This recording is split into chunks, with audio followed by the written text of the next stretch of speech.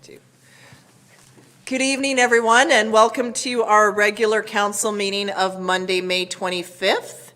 It's great to be back here in Chambers with all of my council colleagues and staff, and for those of you joining us on the team on the screen, thank you for making yourselves available.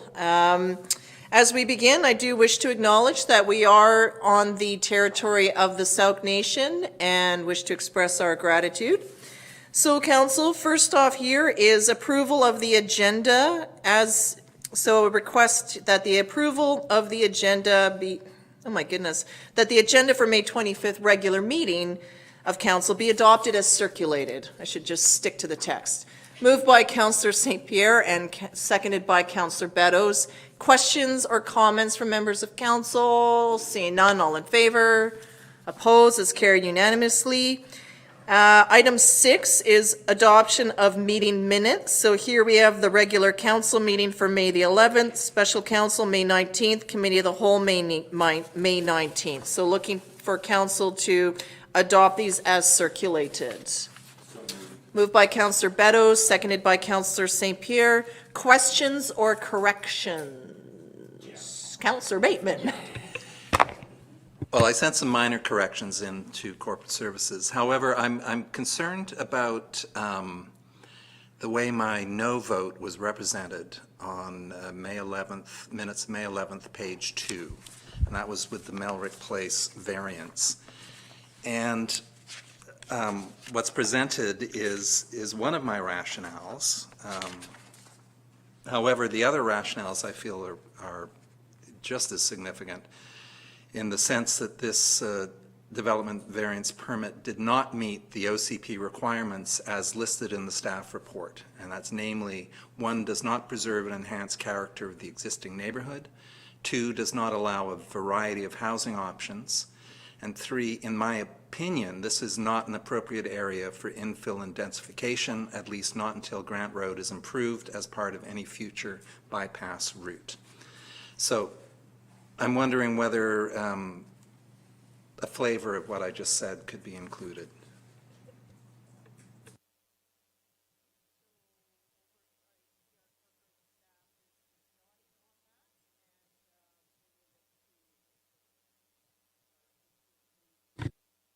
Pardon me, I didn't have my microphone on. I see that corporate staff is nodding in recognition of what you had said, and we'll look to make some amendments and some additions to ensure that that is so captured. Okay, thank you, Councillor. Anything? Anyone? Okay, all in favor? Opposed? Is carried unanimously. Thank you for bringing that forward. Item 7, report of the Chief Administrative Officer. Thank you, Your Worship. Just a quick update on today being our transition back from a majority of our staff working from home. So on June 1st, we will be transitioning and opening up the District Hall on a limited basis, primarily for tax payment and submission of completed application forms.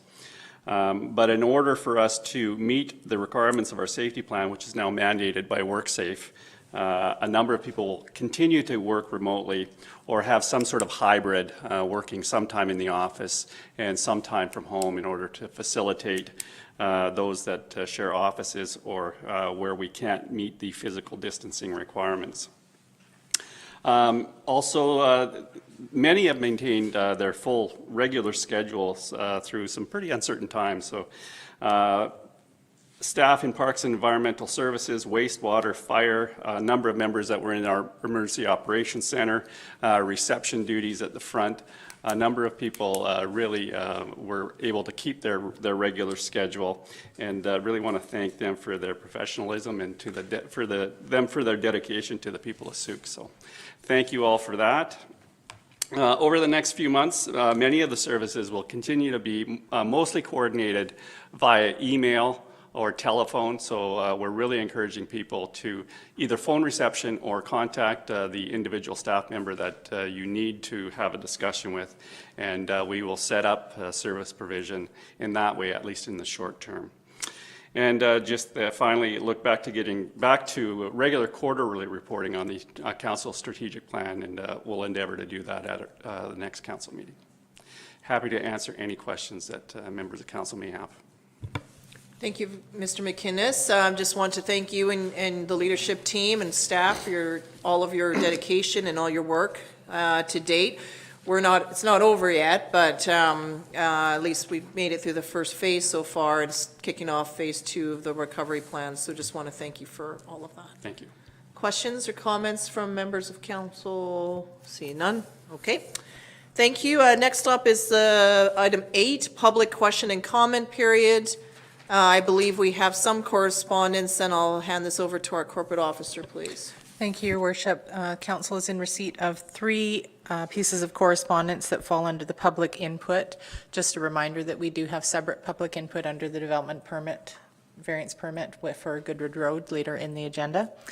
The first, there are 2 letters with regard to the Whiffen Spit Memorial from a C. Roy, indicating concern about the money being spent and would prefer that more surveys or information be gathered from the district from the community about how this money is being spent.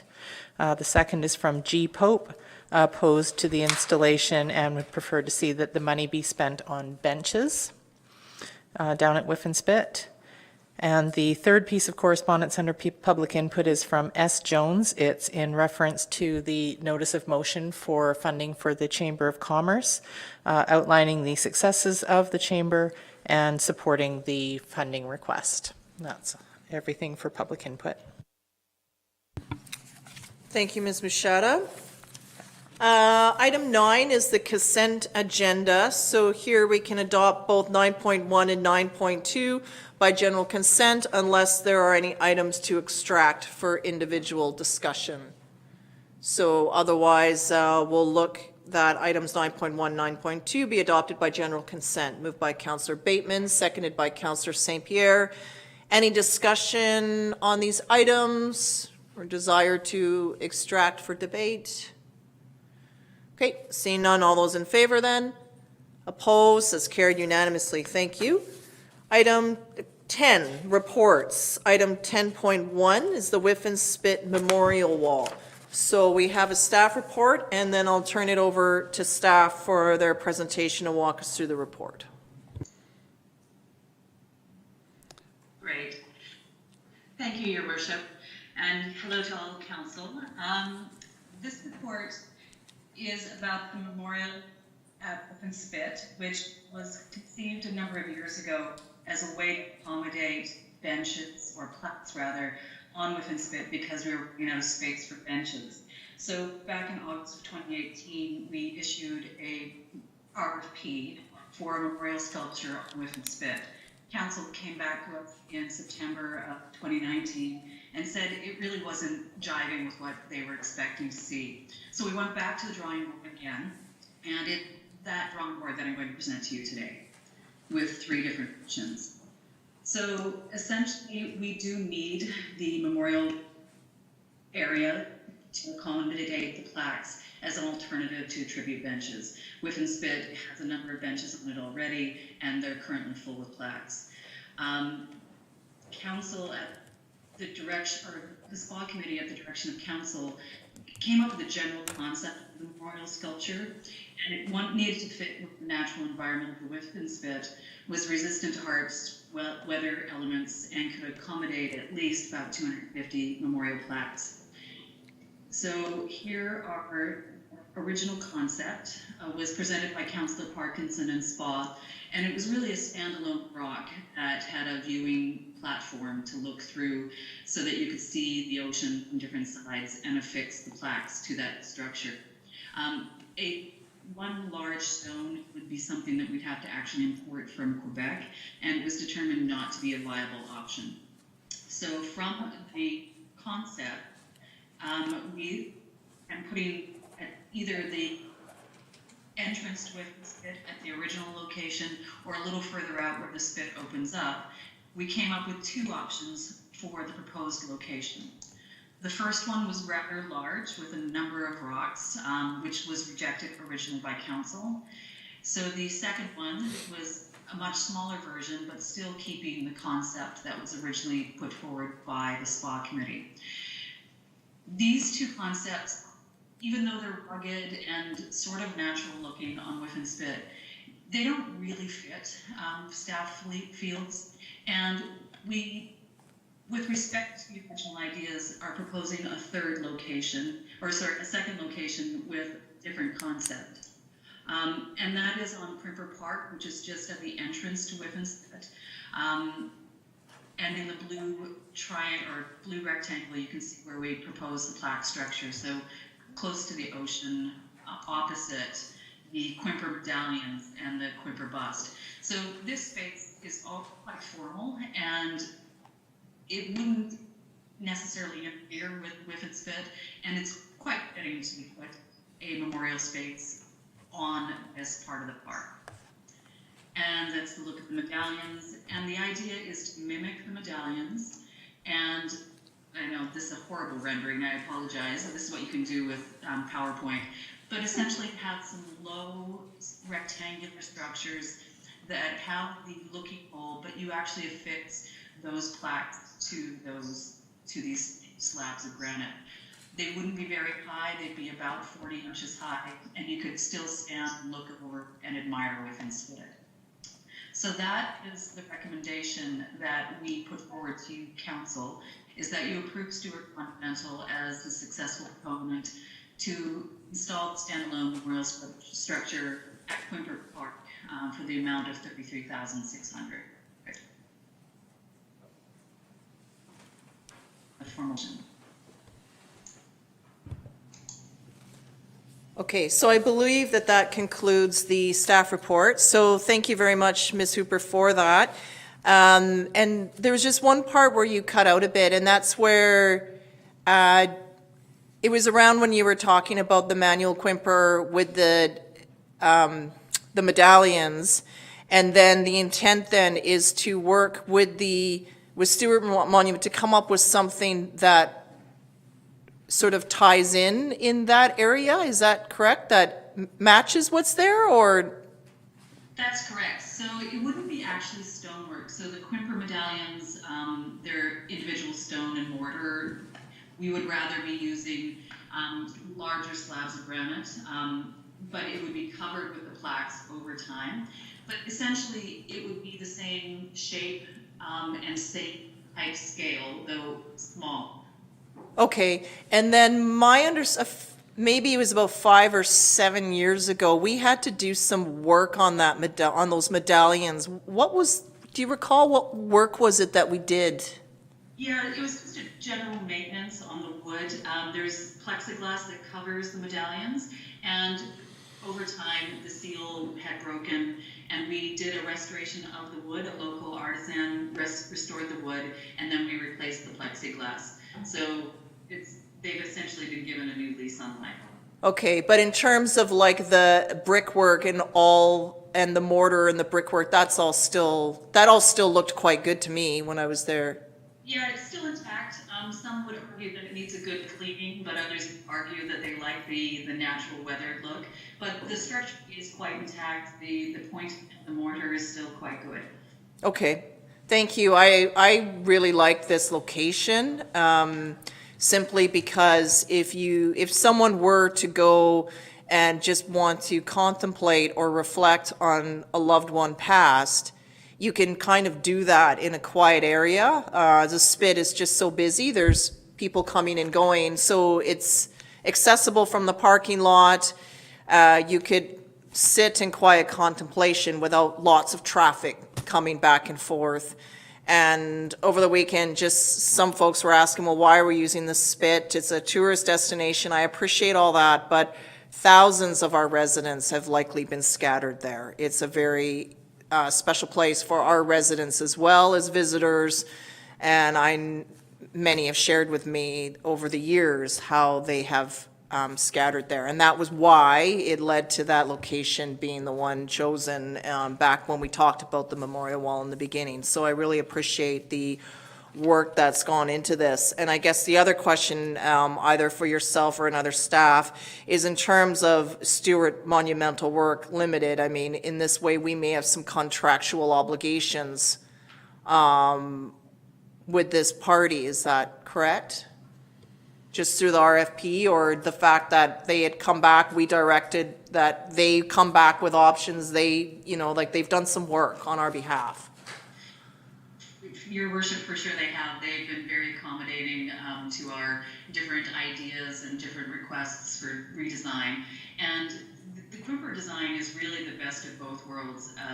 As you say, it is accessible and it's easy to get to from the spit, from the parking lot.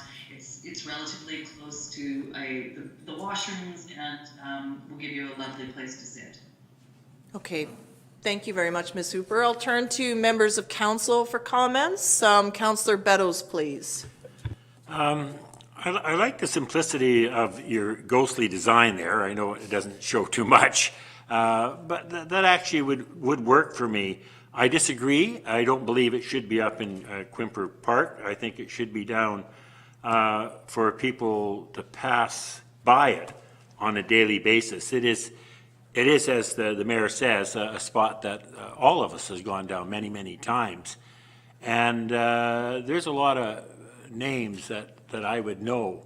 And I never go up to the Quimper Park, but I would very much like to have it down on the lower part, and that it reminds me of all those people that helped build our community that are honored there. And unfortunately, I probably know more of them that are now passed than they are alive. So yeah, I don't mind the design. The rock thing with the big holes in it never did light me on fire.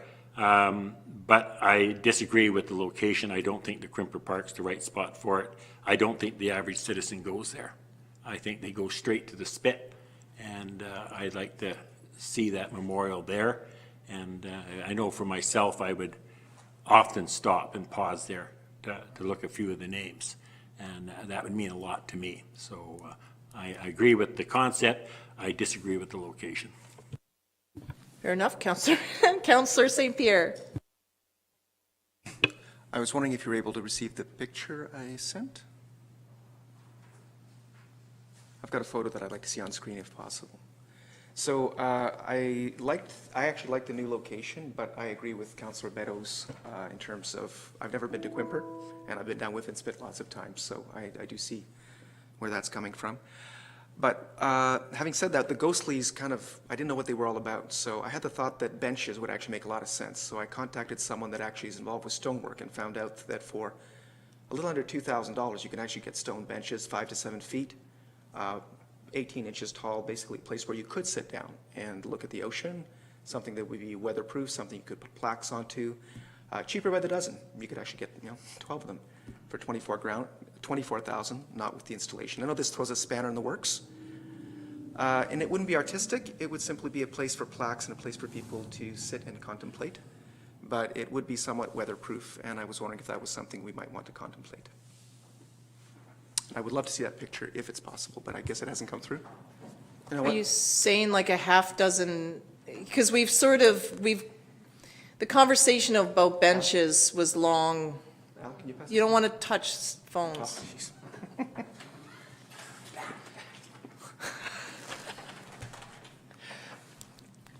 Like that's where like it sort of sets us back, because there was a conversation about benches many years ago, and then it was like what would work. The spit is full. How do we accommodate others?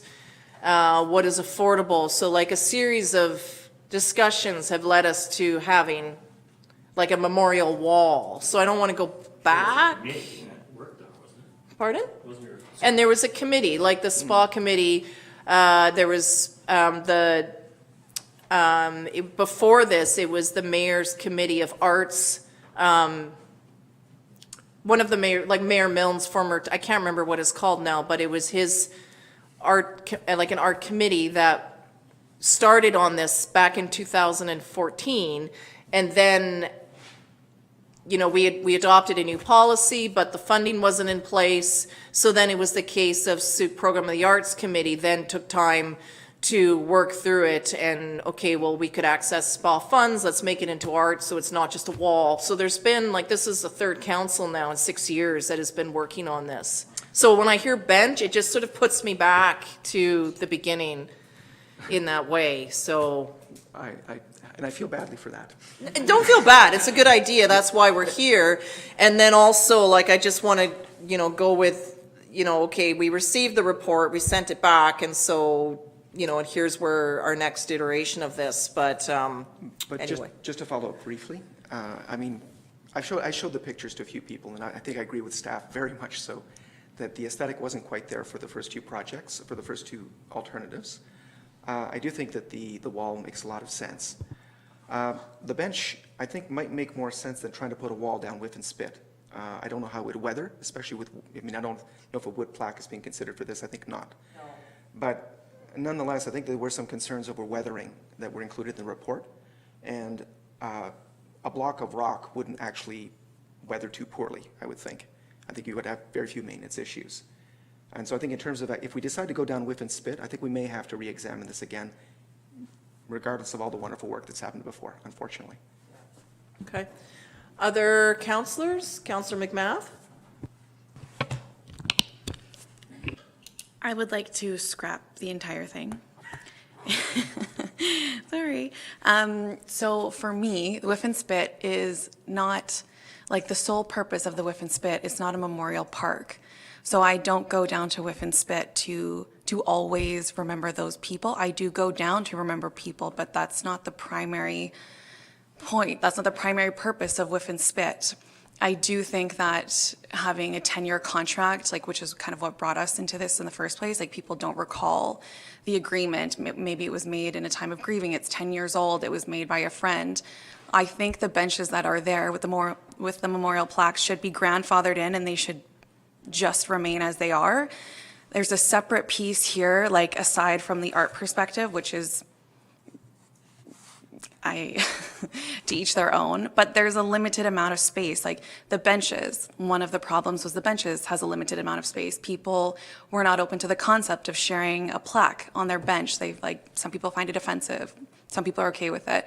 The walls, they are just large rocks with holes in them now. And again, you come up to the issue that there's a limited amount of space, and there's 150, so when all of those are full, how long will those be there for? And then at what point do we make a new, like, it just goes on and on and on. So I think there's two pieces here.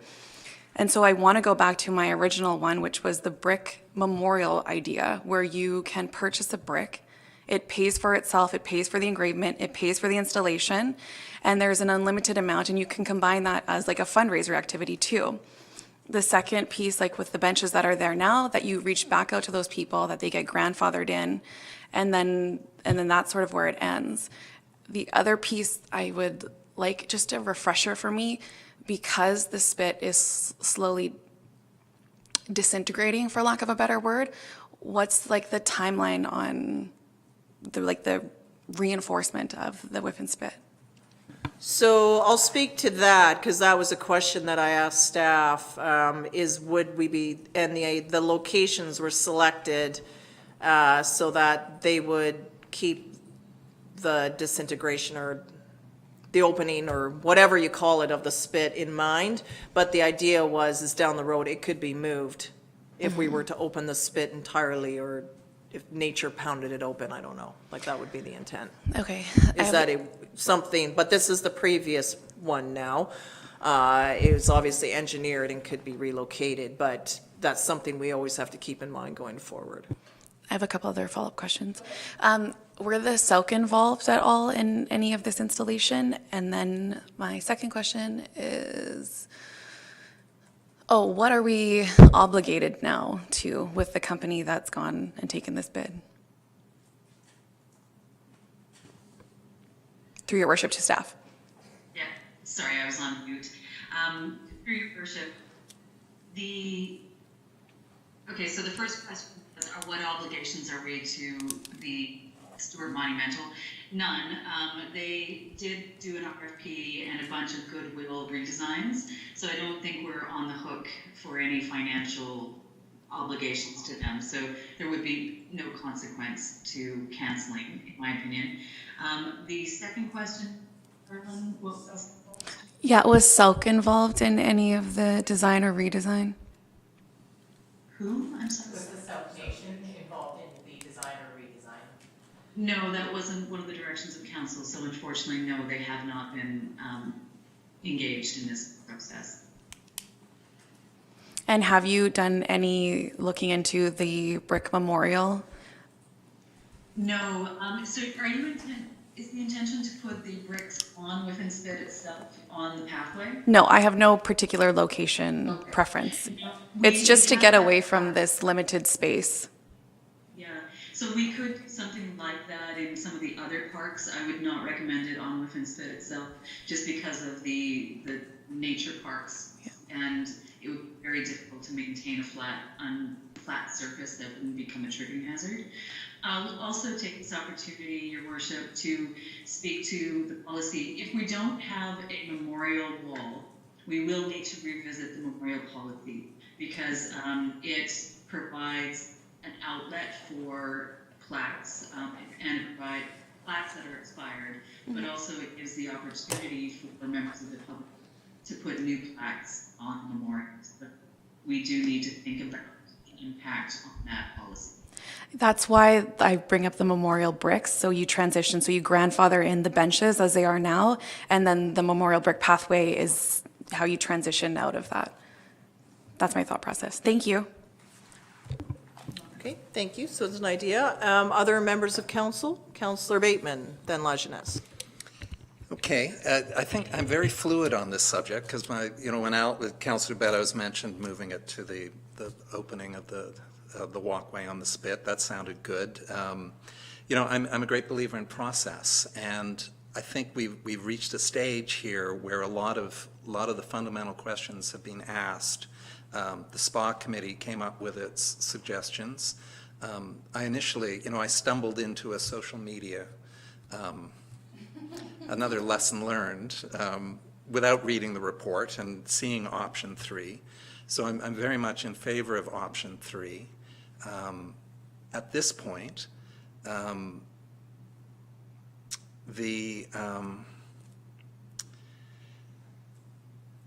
there's so much to say here.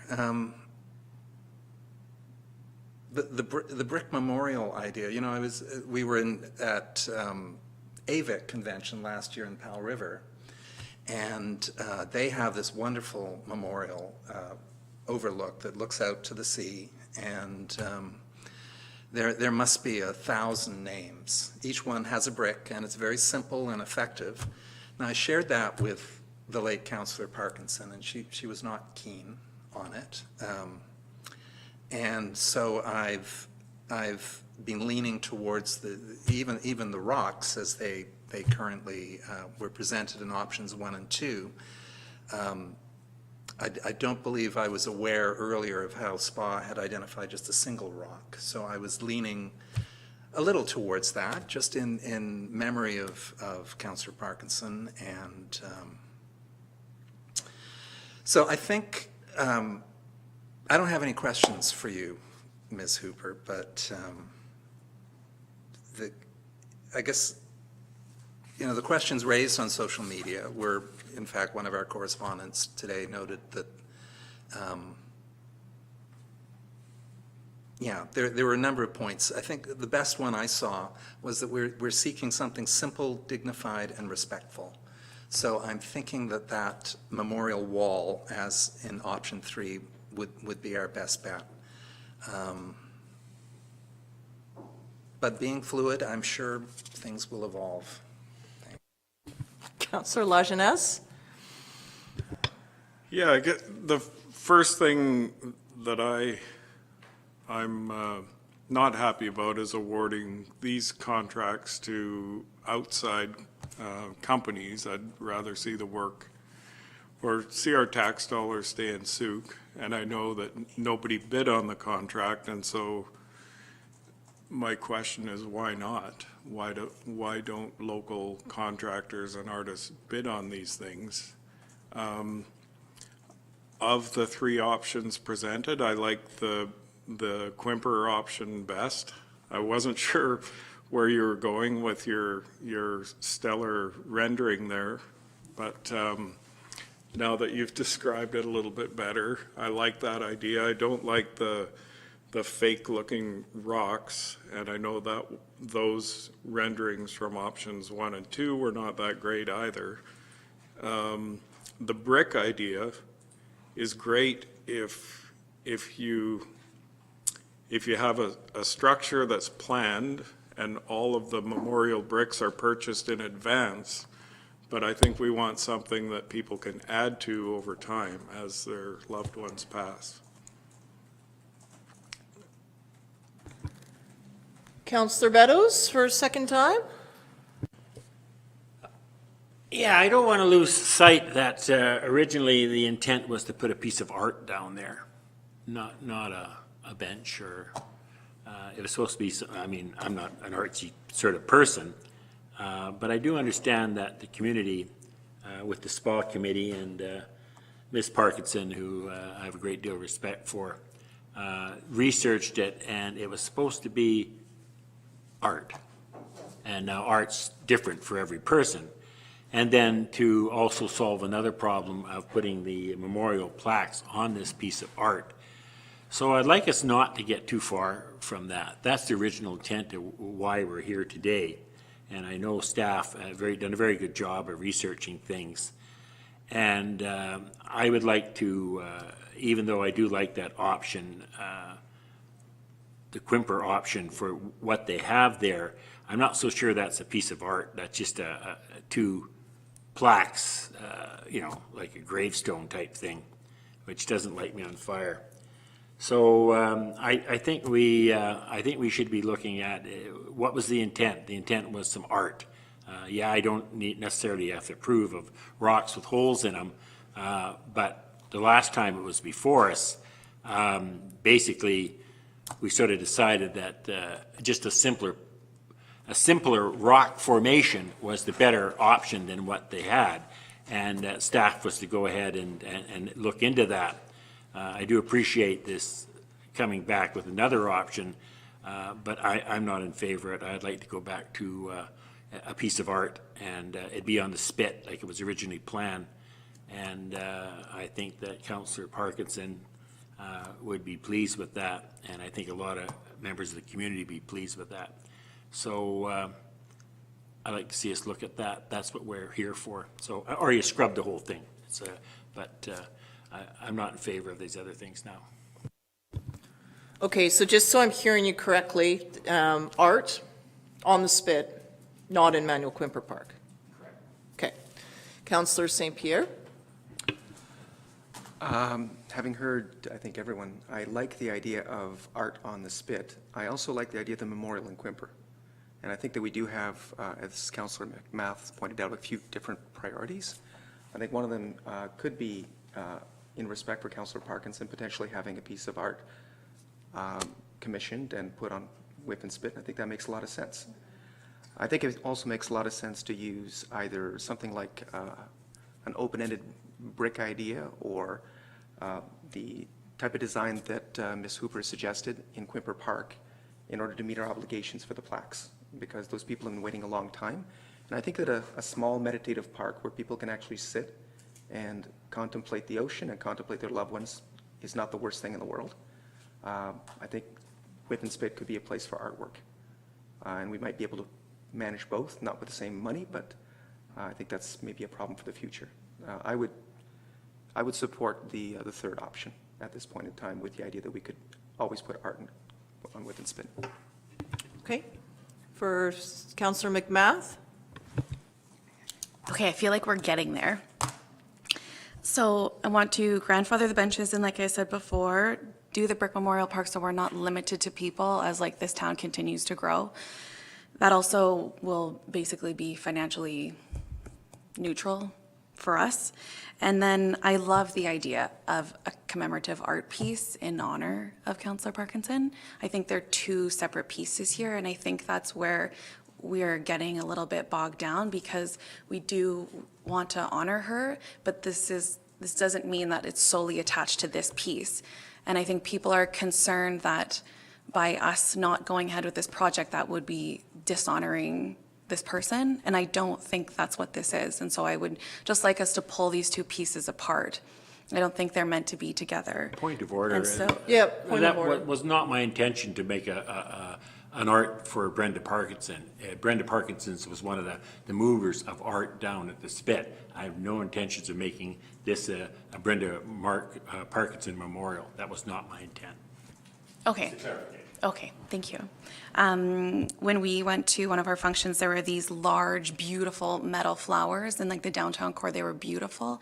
And so I would love if we could do something like that that's weather resistant, like in a poppy, something that symbolizes and is beautiful and will last sort of that test of time there. But as far as the memorial piece goes, I think it's a separate piece. And I would like to scrap this whole thing and look at those three pieces. So grandfathering the benches in, doing the brick memorial park, whether it's a wall or it's a pathway, whichever, and then having a separate commemorative piece. Okay, for second in time, Councillor Bateman? Okay, this is evolving really in interesting ways. The art piece on the Spit is quite fascinating. I'll quote Jason Vandervalk on Souptown social media page. He pointed out, he made a reference to the mermaid at Stanley Park and how potentially you could put a piece of sculpture in at the low tide mark and it would be exposed with the arrival and departure of the tides. So there's all sorts of great ideas. I'd like to see the SPA committee reconvened at some point in the near future. I'm wondering whether, given COVID and financial insecurity around tax time, whether we should be delaying this subject for future discussion in the fall when we have a better sense of where we stand. But Councillor St. Pierre's point around the meditation park is really good because that is a beautiful little spot, a meditation wall, a couple of those stone benches that you've described, and then the second piece being the art piece on the Spit. But I do think we definitely need to table this pending further discussion of options. Councillor Lajeunesse? I would support that. Okay, I don't know what that is, but it's okay. And just postponing this because it seems to be a very contentious issue with a lot of people, and I don't know why we need to try and fit like everything into this one project. Like maybe it could be broken into a few separate components. A memorial wall, I like that idea because it can be added to over time. With some benches, great, and a sculpture on the Spit, I think would be doable. Although I'm not sure about having it below the high tide mark. Yeah. It would have to be on the inside of the Spit if we were going to do something like that. But yeah. Okay, Councillor Bettles just has a clarification question. I believe Councillor Bateman was saying that not only table it, but to strike the SPA committee to have a look at the question again. Am I correct with that? I do know that we're getting to the point where the SPA committee will be reconvened, and that this is clear. It's clearly, yeah. That was my question. That was your intent, was a twofold, Yes. to table and to have the SPA committee look at it again. Great. Okay, Put it there's into a motion. question from staff. Ms. Gray? Just through your worship, just before we get too far down a rabbit hole, I just want to clarify the funds that are used for the memorial wall are coming from the SUC Program of the Arts Reserve Fund. And so 3% of the building permit fees each year are the funds that get transferred into the SOAP reserve every year. And then per the bylaw, the way it's currently written, the funds have to be used, can only be used for the purpose of public art projects approved by council. So just to kind of throw that out there when you're thinking, if you're kind of thinking of potentially separating these projects, as far as the funding goes, it could maybe not be as black and white as if a memorial brick is considered a public art project versus, I think this was more supposed to be a art structure that we were going to put plaques on potentially. So just something to keep in mind if we're still using the same funding stream, whatever this might morph into is just there's the bylaw, the reserve bylaw is pretty specific on what it can be used for. Thank you very much, Ms. Gray. So I appreciate you raising that because that brings, that it's important to note because when the policy first was amended in 2014, it pointed to the memorial wall, of which there was no budget allocated. So that was a loose end that was out there. And then it was said, okay, well, if we made it into public art, then it would qualify for the SUP program of the Arts Fund, so it's not taxes. So that's why it's made itself into an art project. Further to, and then it's been vetted now by 2 committees. I mean, all arts related, but it's gone through committee to take us to this point. I'm comfortable, you know, obviously there's 2 things that need to come out to tonight or one thing is that we could just refer this to the SUP, like get the SUP program of the Arts Committee going again and reestablish it. So then, you know, unfortunately, then they're rehashing everything that the former committees have already gone down. And it's been it wasn't exactly easy work for the committee either. And then it's the case of meeting obligations for community members that are looking for a place to recognize their plaque. This was never meant to be, as Councillor Beto said, a piece of art to recognize Councillor Parkinson. That is why we did a tribute within John Phillips Park next door. This was one of the projects that she was leading, though, through SUP Program of the Arts. And I'll share that even her father, who is one of the key people to build the Spit, doesn't have a plaque in Whiffen Spit. So she had at least hoped that there could be one memorial plaque put on this whenever it got made. So I think there's a couple of things here. So we either can follow the work of our committee members, or we can send it back to the committee and decide, or we can decide now what to do. And then, but I think part of it is the discussion, where, should council wish to progress this, where would it go? Are we putting in Emmanuel Quimper, or is it going to go onto the Spit? So that's one decision. Or we just refer the whole thing to and restrike a committee and have them come forward with recommendations, knowing that we have not followed previous council committee recommendations, so that they would have that as something they would need to overcome. And procedurally, we can only all speak on this twice. So there's no motion on the floor, but it's something just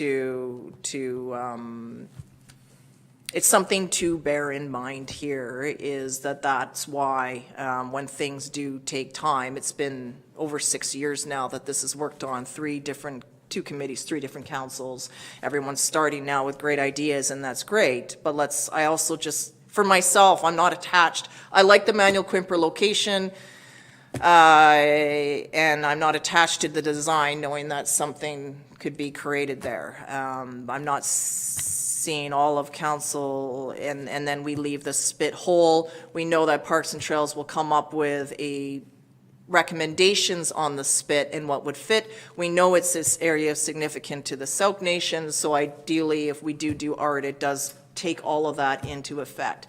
But meanwhile, we do have residents that we also have an obligation to meet on. So that's why I thought Emmanuel Quimper, which pays tribute to many in the sense, even though you may not have been there, it does recognize how the Spit, just the meeting of the Spanish and the Sauk, there's beautiful pieces. It's a nice place, and it's not busy. So for myself, it just seemed like an ideal place, and you can see the Spit easily from that location. So I guess I'm trying to motivate you towards Emmanuel Quimper, but I don't know. But at this point, I just don't want to keep redoing the work that's been done, that our staff have been through. So abandoning this completely I wouldn't support that at all, because we've had dedicated members of the public weigh into this, read everything, seek public input, sit through public meetings, take all of that into consideration and come up with something for council to consider. So I thought last year we were almost there. We didn't like the design. We wanted something simpler. It's come back, and now it's just, let's start all over. I struggle with that, just given the work of 6 years. Just a question to our corporate officer, given that the procedural bylaw only allows everyone to speak on this twice, and everyone has now spoken on this twice, but I see councillors wanting to weigh in and provide comment, and we have no motion on the floor. I'm just looking for some guidance on this. Council can make a motion to suspend the rules and allow a third contribution by council members, I think would be appropriate. So that needs to be passed by council to allow a third time, or can I just suspend that as chair?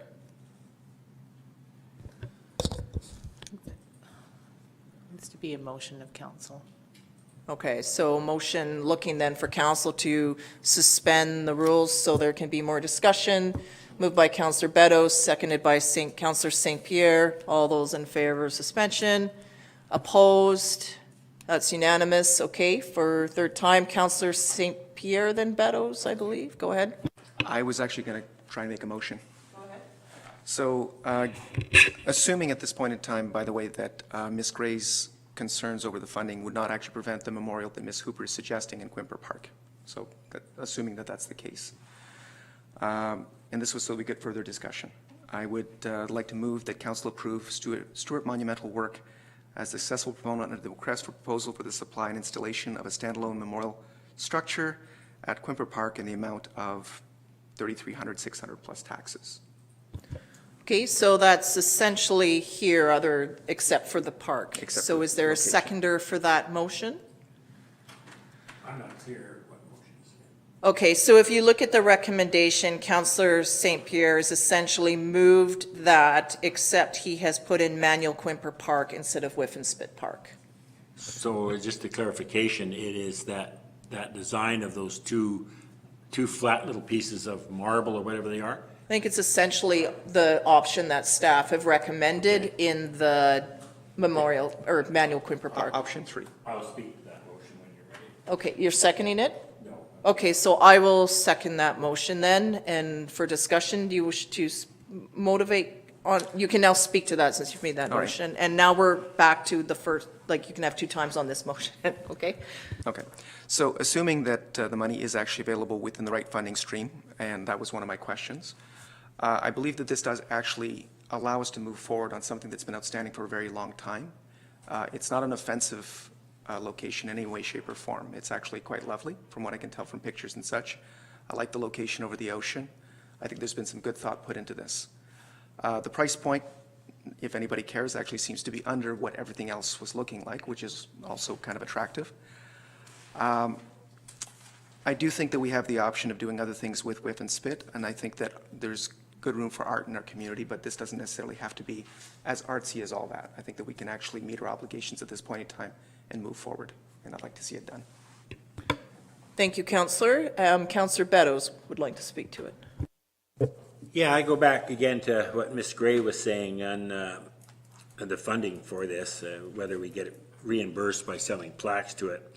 That's not a piece of art, it's a memorial wall. It's not art. It's 2 slabs. We can get them down in a cemetery. I'm not in favor of this motion. Again, I'd like to go back. The original intent was to put some art down on the spit. You can debate whether it goes into the Quimper Park or on the spit, and I'm open to either one of those, but I'm not open to this design. It's simplistic, but it's not art to me. It's a place that you stick memorial plaques, and that's all it is. And it doesn't do anything for our history. It doesn't do anything for, to me, the artistic community. Again, I'm not that artistic, but I'm flat against that design. Okay, Councillor McMath?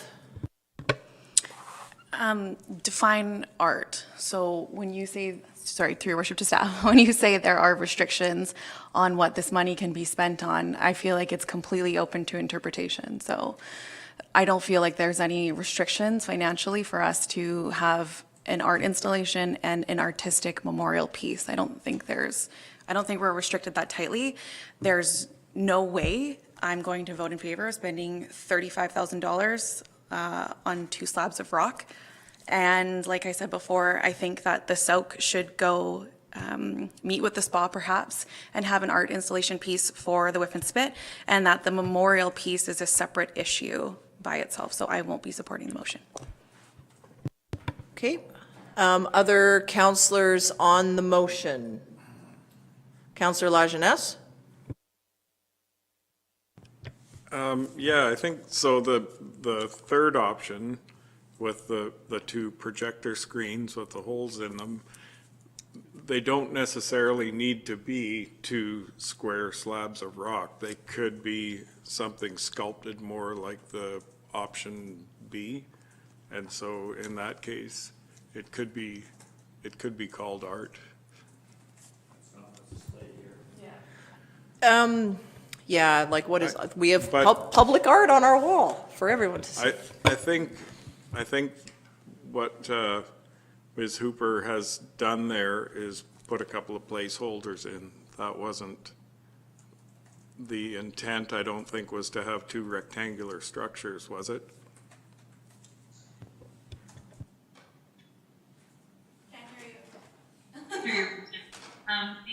The intention was to have relatively rectangular. It could be uneven, but essentially it would be mimicking the existing medallions on the other side. So essentially rectangle. That's the recommendation.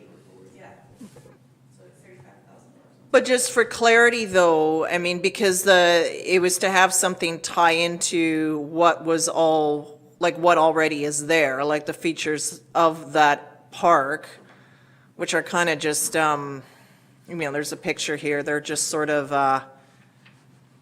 like there's stonework with the medallions, they're squares, I guess.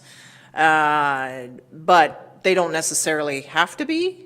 Like, I sort of thought the same as Councillor Lajeunesse, is that what you've shown us on the screen was just to show, here's roughly where they would be, this would be the height, this would be the view above them. I didn't think that this, for me with this motion, it didn't think that they were going to be two tombstones sitting there.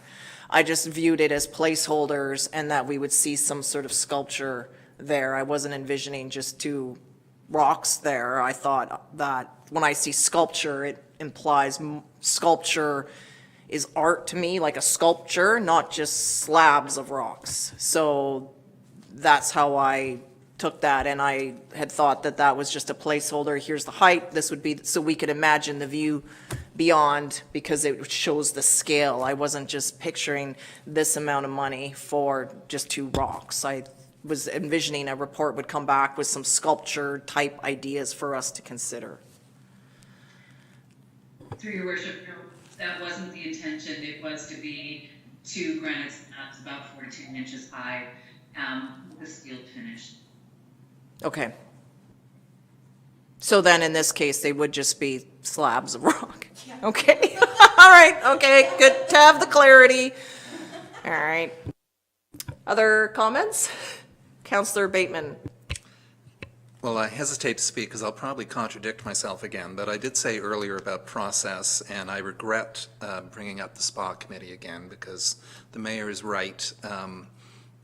As someone who's sat on committees that put forward recommendations that never got any traction, I would not want to do that to the previous SPA committee.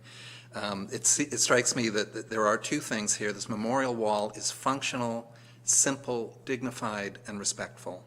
And it potentially, I hesitate to award the deal to Stewart Monumental Work without seeing exactly what they had in mind for us. That's it.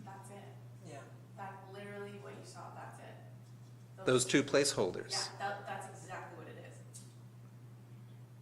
Sorry. Yeah, that's, point of clarity, that's my understanding, is that it'd be two slabs. That was explained by our staff. Right. And I don't see much artistic, but I'd be speaking Okay. again, so I'll shut up. So I'd go back to my earlier point that in these uncertain financial times, we have an opportunity or an excuse to put this off for the time being. So I guess I'd be voting no to the proposal. Okay. So, okay, thank you, everyone. Okay. So I'm just trying to think of a way forward here. It's on the floor. I'm just trying to think of an amendment in my head, and I can't think and talk at the same time, clearly. Councillor Beddoes? I'd be willing to put this off to the fall. I mean, I don't know how long, my understanding of tabling, the tabling has to be brought up at the next meeting, my understanding of tabling. We can also, like, you can move to postpone and then set. I'd be inclined to make an amendment that we postpone this, and in that time, we can get the Stewart Monumental to perhaps give us a little bit more of a fleshed out design that might even resemble art, because that doesn't. And it goes in with Councillor Bateman, what he was saying, and that, it is a time of COVID, and I'm not so sure what money we're going to have in the future. I know it comes from a different pot. And I think it also gives the opportunity for the community to wade in again, although it'll be just like us here. You'll get 42 different designs and 42 different ideas, and that frustrates me too. So I'm inclined to want to put this off until we can get a little clearer picture exactly what's going there. And I'll even concede the Quimper part of it. That's not it's not a showstopper for me. But these are, so I like to put it off till we get a better plan. Okay, so I've seen a motion here. I would tend to, let's see here, a proposed amendment that the award be postponed until the fall 2020 and that staff be directed to work with the proponent on a more artistic granite wall. Can we vote on Tony's amendment? I think we should just look at a fresh motion. Sorry. This is not an amendment, so Okay. this just abandons the award, and then we move to the postponement. Okay, So postponing just puts that motion aside. We would like to put it to a certain point in time or until a certain thing is done, which the motion that I've crafted here does both of those things, fall 2020 and with staff to work with the proponent. So this isn't, I think this is a whole different motion, though, that you've put up It just there. puts aside the original motion. Right, And it doesn't need to be voted on if we're postponing. okay. So is this what you were thinking of? No, okay. So I think I'm going to go back to the original motion, and let's just vote on that, clear it, and then look at something different. Councillor St. Pierre? I would just like to encourage all of council to remember that what we're trying to do here is also to meet the needs of the people who originally had the benches and to respect the work that's happened before.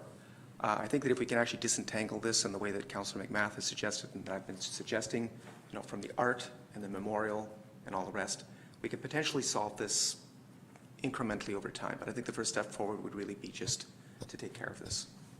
Yeah, okay, so I'm going back to the motion that is on the floor now, and I'm going to call the question. So that motion is that council approves Stewart Monumental Work as a successful proponent under the RFP for the supply and install of a standalone memorial structure at Quimper Park in the amount of $33,600 plus taxes. So I'm going to call the question on that motion now. All those in favor of the motion? Opposed? Councillor Beddoes, Bateman, McMath, and Lajeunesse are opposed, so the motion is defeated. I was in favor of that. So now let's, so that's gone. Now is Councillor Beddoes, would you like to make a new motion? Or I'll open it. Councillor McMath?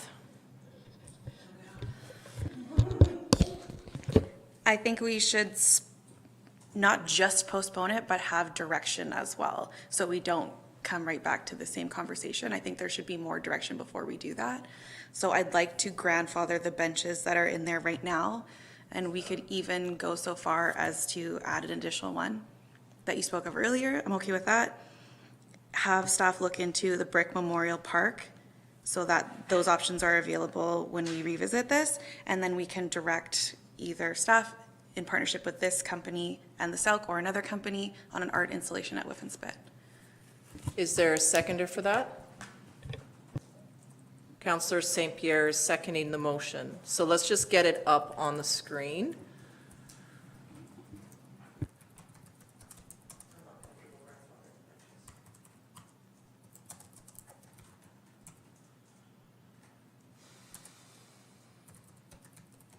Well, point of order, so we're sort of going back to square one again, that we're going to go have the staff come back with another design, is that right?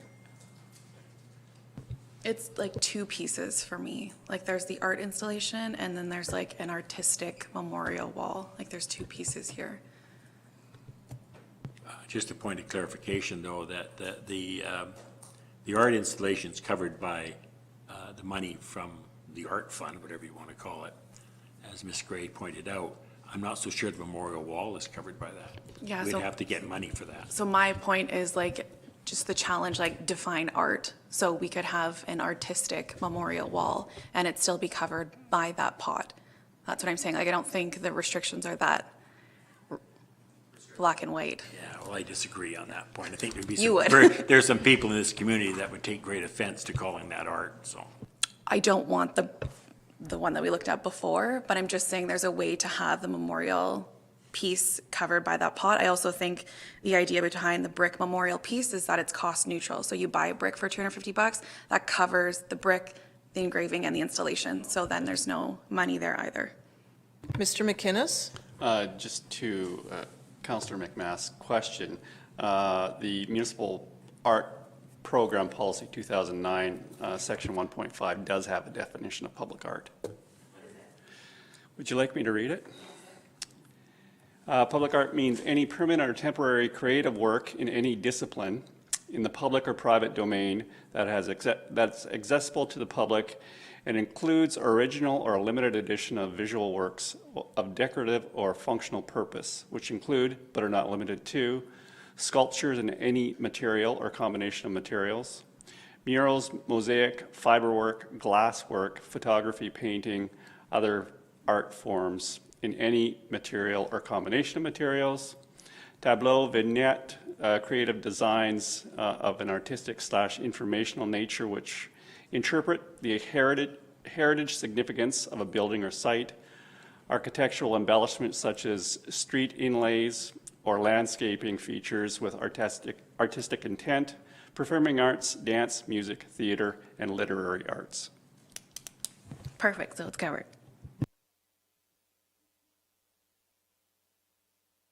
It is a working definition that we have a starting Yeah. point from.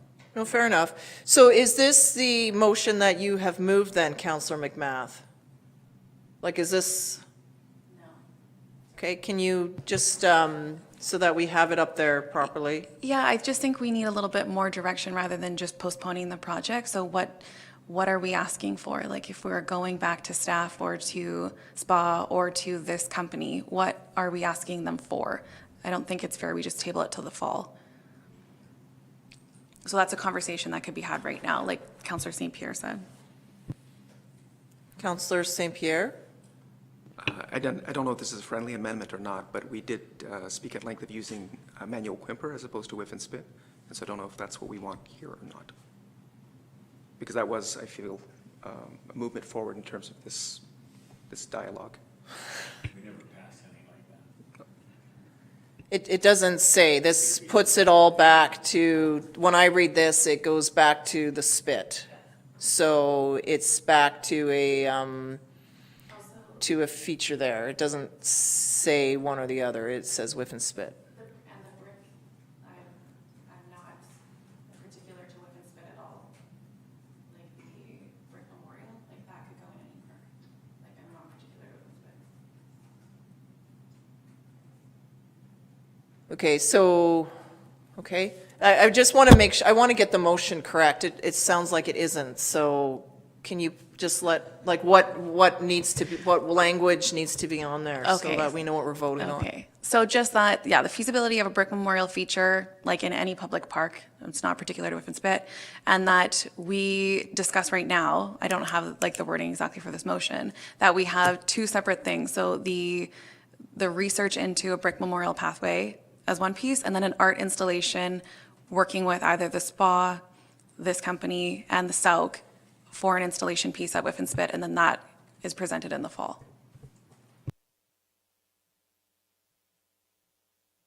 Yeah, go ahead, Just for Councillor Beddoes. clarity, I like the first part of that, first of all, that just don't work it just yet, that the award be postponed to 2020 pending staff returning with a revised granite design. So it gives staff the opportunity to go back to Stewart Monumental Works and saying, we're not too happy with the flat pieces of granite, can you give us something better? And let staff do their job and come back with the design. The second part about another memorial wall somewhere else, that's another whole issue. We're dealing with art down at the Spit, and if we can tag it into a memorial portion of it, that's fine.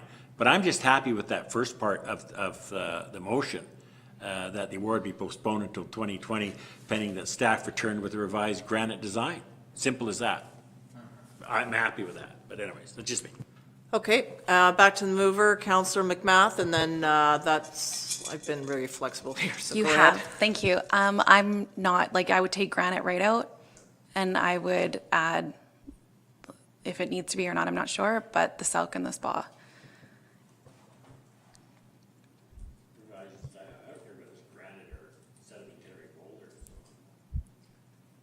And I think there's a bit of difference right now on what this piece is. I think that's where there's confusion coming too, because I think some of us want this art installation to have those plaques on them, and some of us think it's a separate piece. Okay, but how we got here was that it would be an artistic piece with plaques on it. That's in a nutshell what it is. It was never a recommendation from the SPA committee to do public art at the Spit. The recommendation is that this is a functional piece of art. That is what brought us here today. So that is where I'm sitting with this. I think, yeah. Anyway, I'll just keep speaking now since I have my microphone on. I think the fall is ambitious. Potentially, we would need to post and form the SPA committee first and get that rolling. So there is the case of getting that going, advertising, allowing time for people. We need to vet the applications, form the committee, terms of reference, staff support, all that. Of course, engage with the Sauk Nation, automatically. So, I mean, it's potentially doable. I just don't want to set a date in there and then have council say, where's the report? It's the fall, it's now winter, we don't have it yet, and the committee is only just getting into this. And given that we're not following recommendations coming forward, people may apply, but they may not, because that has been criticism raised to me by members of this council, that we form committees. Do we listen to previous committee? Do we take their stuff? And you mentioned it yourself. So it's just something that may slow us down. Also, the inability to meet in person at committee can also be a challenge for some when they're hitting sort of the online fatigue. So there's just that part of it. So I'm just a bit stuck. I do feel that there's been considerable discussion, and the Spit was selected because of that reason. We don't have a crowding or a run out of places to put benches in other parks. This is why our staff have put a lot of thought into this, that it's always been a desire for Whiff and Spit. There's significant attachment to the Spit by area residents, so that's kind of where it keeps going. When we now have other elements coming into other areas, because people do want to have a bench or something, and they're recognizing that other parks are opening up and there's opportunities, so that we are seeing that shift. However, it's always been the Spit that has been the most popular in that area. Yeah, so, some of this is, I'm okay with. Yeah, and I'm not comfortable with the other part. So we'll leave it at that. Other comments? Who had their hand up? Councillor Bateman.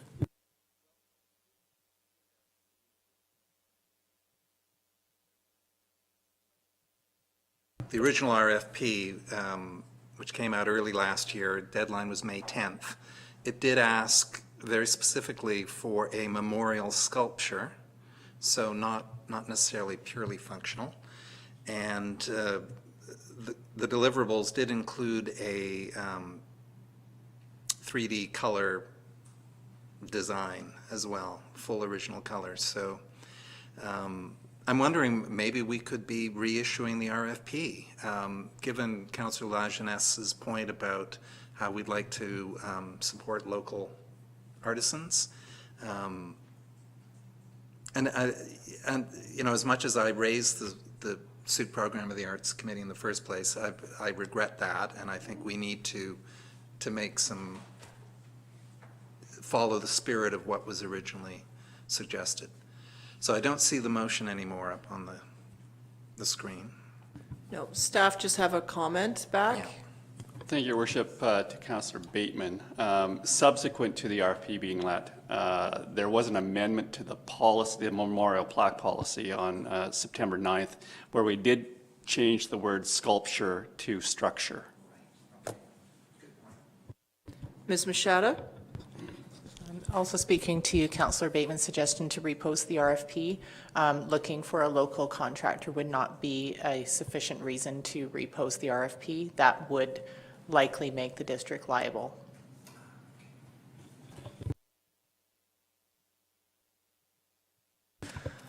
Mr. McInnes? Thank you, Your Worship. And this is likely a question for Ms. Hooper, but I'm wondering, what is the pent-up demand for plaques? Because I think that was one of the drivers. Through your worship, a huge amount of demand. I think about 6 or 8 people on the waiting list. Because we grandfathered the existing benches until 2029, a bunch of benches that would have opened up are no longer doing so.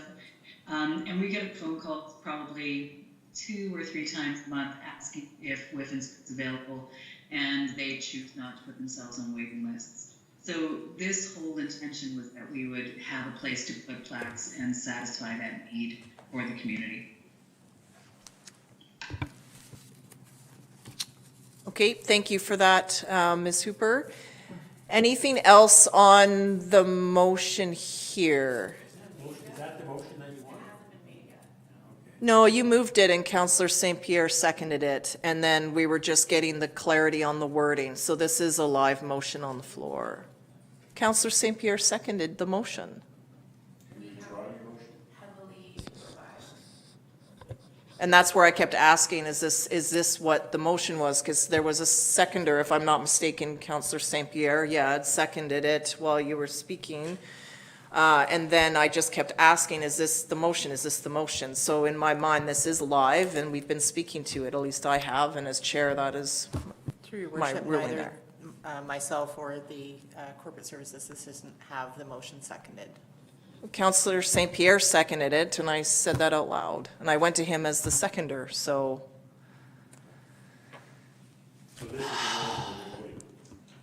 I'm happy with it. Okay, I would like to propose, okay, so now then, because apparently I'm in my own reality with the seconder, Councillor McMath is moving this motion, Councillor St. Pierre is seconding this motion that is on the floor. What I would like to propose is that this be severed and that there's part 1 and part 2, and they're not together. So I would like an amendment to sever these, and I'll look for a seconder that we break these into pieces. And that's seconded by Councillor St. Pierre, or pardon me, by Councillor Beddoes, looking this way. So on the amendment to sever the 2 parts, I'll call the question. All those in favor of severing? Anyone opposed? And that's carried unanimously. So this way we can just vote on each one, okay? So the first one is that the award be postponed until staff return with a revised memorial design for Whiff and Spit after consultation with the SUC Program of the Arts Committee, Selk First Nation, and the contractor. So that takes out the date. It enables us to roll ahead and to get some more feedback. I guess for Whiff and Spit, since it doesn't say park, this could also then include Manuel Quimper. Is that correct? Or is that not in the minds of the mover or the seconder? It just says Whiff and Spit.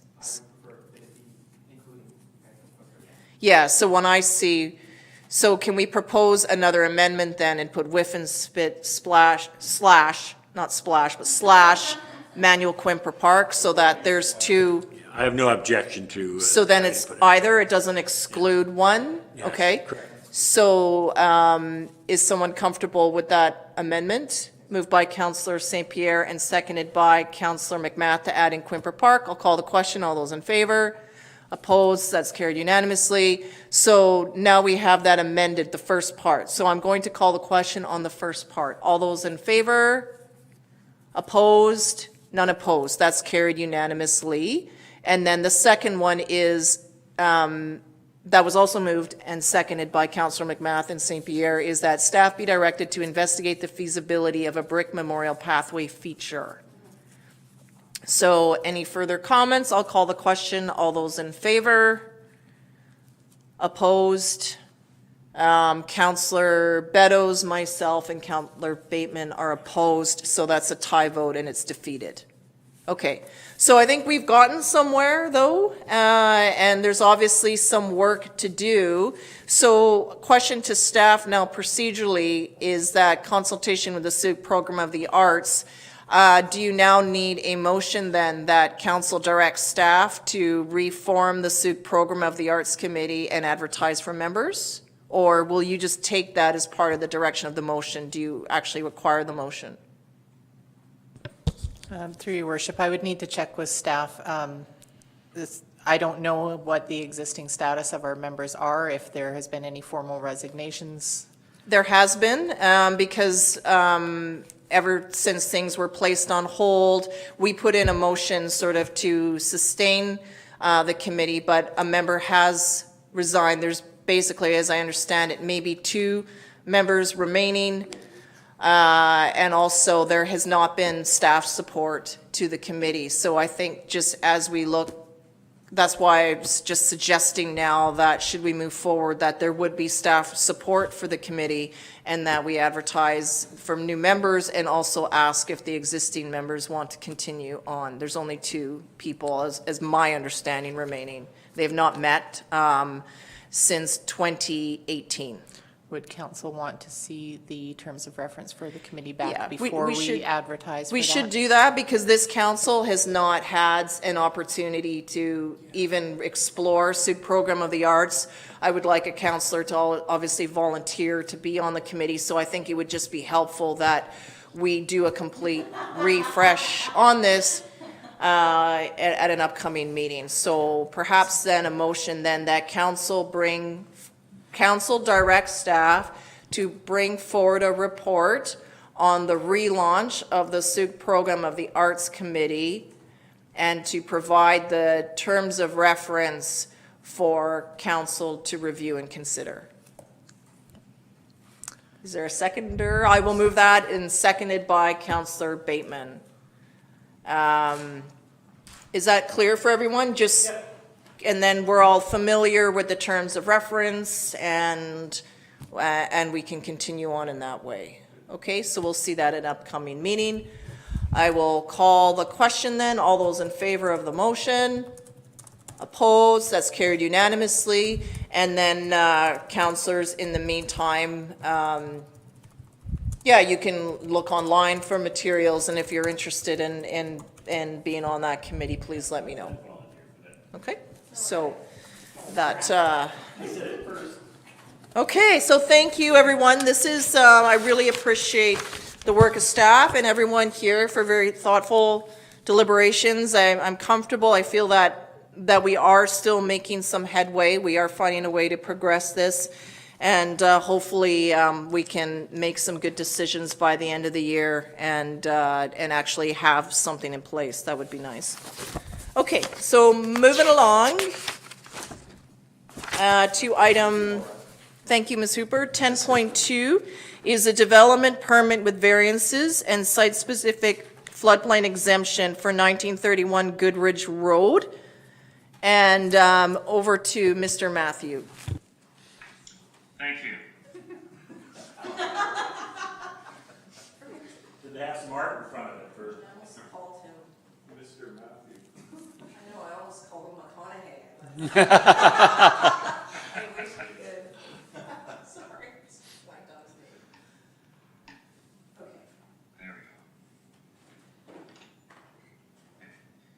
This development permit with variances and site-specific floodplain exemption is for the purpose of an elevator addition to the exterior rear of an existing 664 square meter boat storage building on Goodrich Road.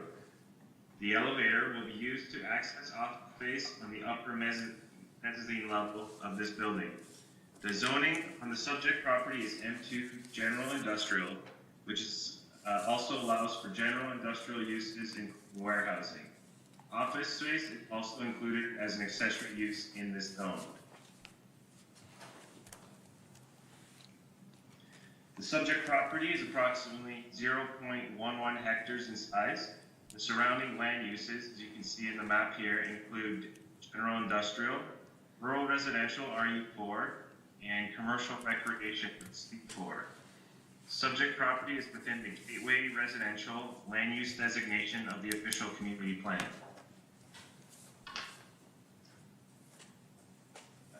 On the screen before you is the landscaping plan showing on the right side of the screen the rear lot line variance location, as well as a variance for chain link fence. On the left side, you'll see the front lot line variance with the red arrow as well.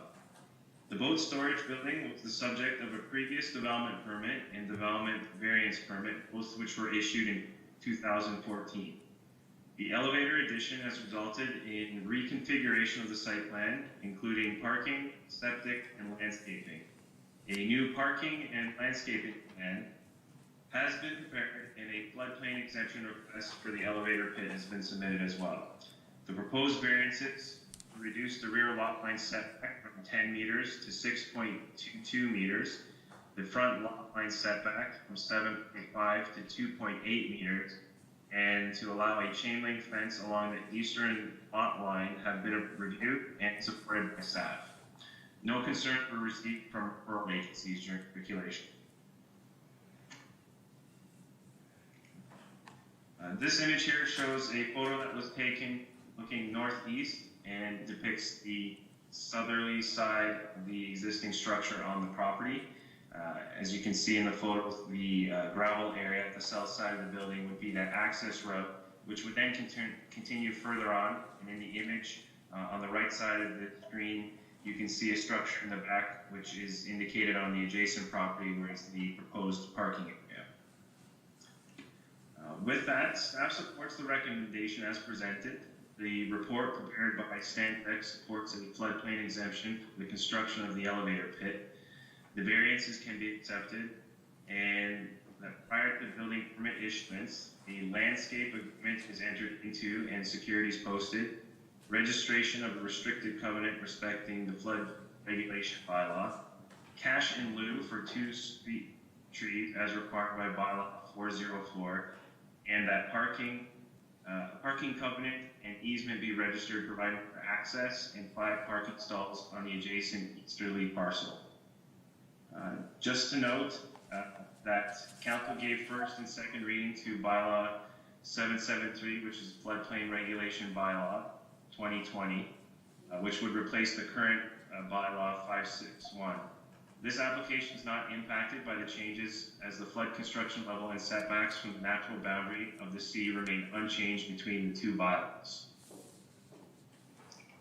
Also of note, should council refuse this application, the 0 meter setback would remain as non-conforming given the use currently exists on the property with approved permits. Any future applications would need to consider the required setback as provided within the zoning bylaw regulations at that time. That concludes my presentation. Thank you.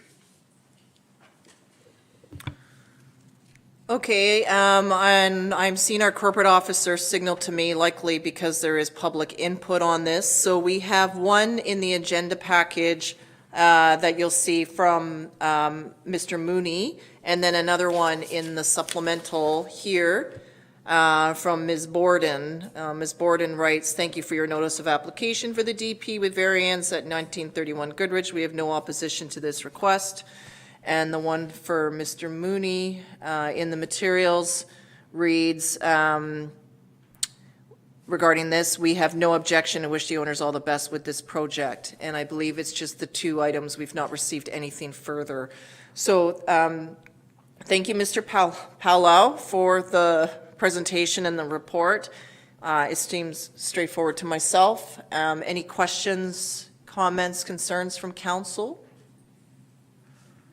Okay, so just turning back to the recommendation here. It's long. So for the benefit, oh my. Okay, so whereas Stantec has provided a report and certification under Section 5247, the Local Government Act, stating that the land in 1931 Goodridge Road may be safely used if the elevator pit on the land is constructed with a flood construction of 1.08 meters instead of the 1.5 meters required by flood regulation bylaw number 561/2013. So the motion that council exempts the owners of 1931 Goodridge from S5246 of the Local Government Act and S61 of flood regulation bylaw for the purpose of constructing an elevator pit at the described flood construction level of 1.08 meters per the Stantec report dated August 27, 19, and that council approve the issuance of a development permit with variances PLN 01454 for the purpose of adding an elevator to the exterior of an existing boat storage building located at 1931 Goodridge Road, subject to completion of the following conditions prior to building permit issuance. 1, enter into a landscape agreement and provide security as per landscape plan L-001. 2, register a section 219 restrictive covenant to the satisfaction of the Director of Planning and Development and in compliance with section 83 of the flood regulation bylaw.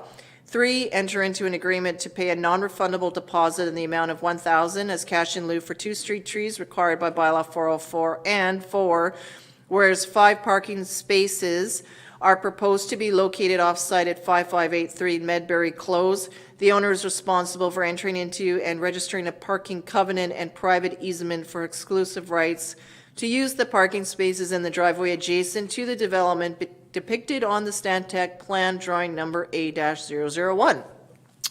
Someone like to move that? Councillor McMath is moving. Councillor St. Pierre is seconding. Questions, comments, corrections? All those in favor? Opposed? That's carried unanimously. Great. Thank you very much, staff and council. Okay, moving along, item 10.3, return to work plan during COVID-19 pandemic policy AD-009. Mr. McInnes? Thank you, Your Worship. This is on the council agenda this evening because we are in unprecedented times with COVID and our ability to work through this. And there is differing legal opinions on this policy and whether it should be a policy approved by council or an administrative policy approved by the chief administrative officer. So out of an abundance of caution, it's on the council agenda tonight, and we're just asking council to endorse the policy, understanding that it's going to be fluid over the next little while, and there will need to be changes in the policy as we go along. Okay, so questions on said policy? Mr. I'd like to Councillor Bateman. move the recommendation as stated. To read it out. Oh, okay. By the way, I have read the report, and it's extremely detailed and in excellent form. So the recommendation is that council endorse Administrative Policy AD-009, Return to Work Plan during COVID-19 pandemic, and that council recognizes that administration may need to amend the policy to address changing circumstances and supports adjustments to the policy by the Chief Administrative Officer. Okay, so moved by Councillor Bateman, seconded by Councillor Beddoes. Any further comments from anyone? Okay, all those in favor? Opposed? That's carried unanimously. Thank you. Item 11. First off is, okay, so new business. I will be introducing a second notice of motion that I've provided to the corporate officer. But we'll start with the first one here. So this is a notice of motion from the May 11th meeting. As you know, the world has changed and we need to find a way forward. When I think back to when we were last in hard economic times, namely 2008 to 2011, at that time, the Sauk Region Chamber was up and running, actively receiving around $28,000 from the District of Sauk, as well as the other, like CERTA and the museum and the Sauk Region Visitor. They were all there. In addition, though, the work plan of the then CAO included economic development. There was an Economic Development Commission that was also receiving roughly $31,000 or so to fund those initiatives. Council of the Day was also supporting things like we had counselors going on trips down to San Jose and Seattle and the like. They were also in China. They were also in the interior, and to really drive and promote. Now, whether we support that or not, I'm just telling you that these were activities that were happening in the district at that time. There was also a move to host conventions and conferences. Many were held here.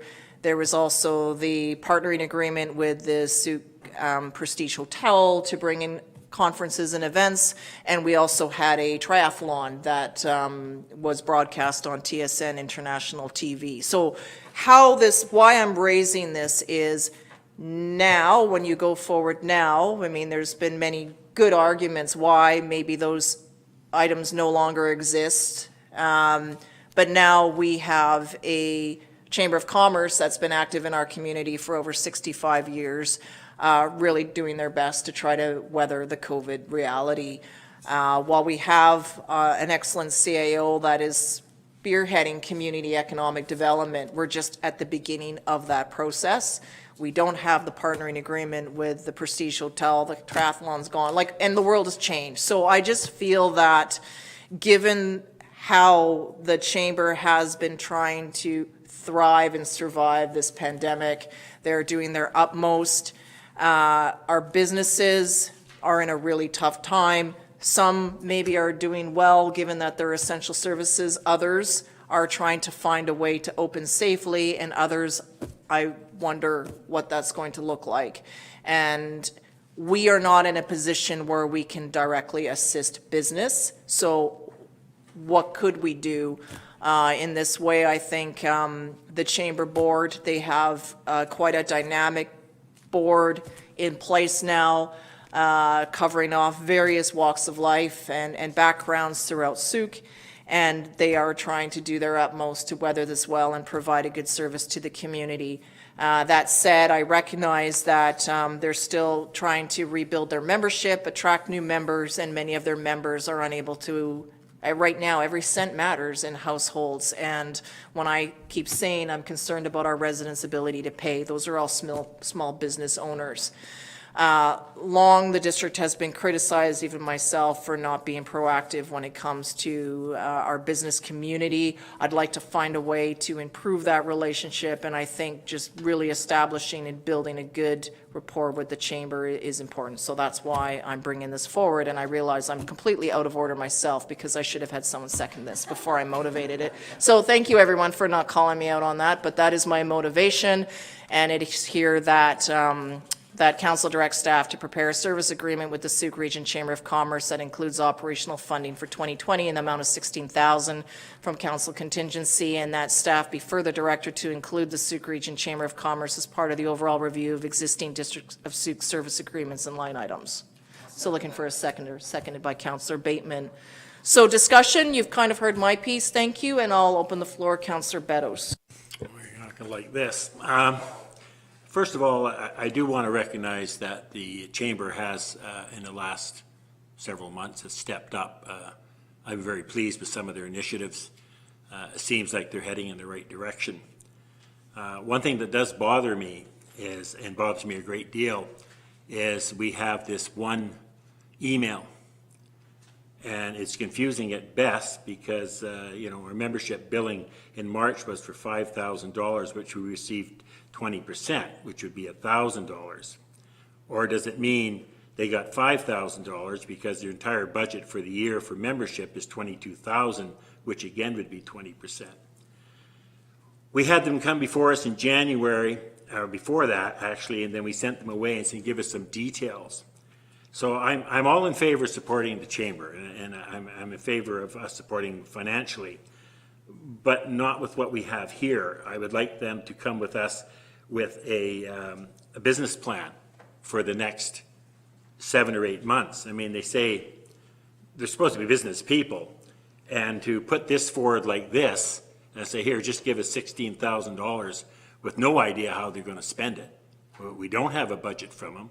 We have people come before us and ask for money all the time, and we send them away and said, give us something to work with. And they have not given us anything to work with. So again, I am in favor of helping them out, but I'm not, I would want to see a little bit more of what they're planning to do with the $16,000. Maybe they've got some wonderful ideas, and I hope they do. But in order to ask it in this way, when our community is hurting, and in this way, when we've already chopped a lot of what we were giving to the community, some of those community groups are just as much as deserving as this. But again, the chamber has stepped up, and I want to recognize that. So I'm in favor of offering them support, but until I see a detailed business plan, I don't mean a detail, 1 page would be good enough. You know, you got this one letter of recommendation, and the amount of effort that was put in that recommendation to give me a 1 page of, okay, this is what we're expecting in membership dues. Maybe it's not 22,000, maybe it's 5,000 for the year.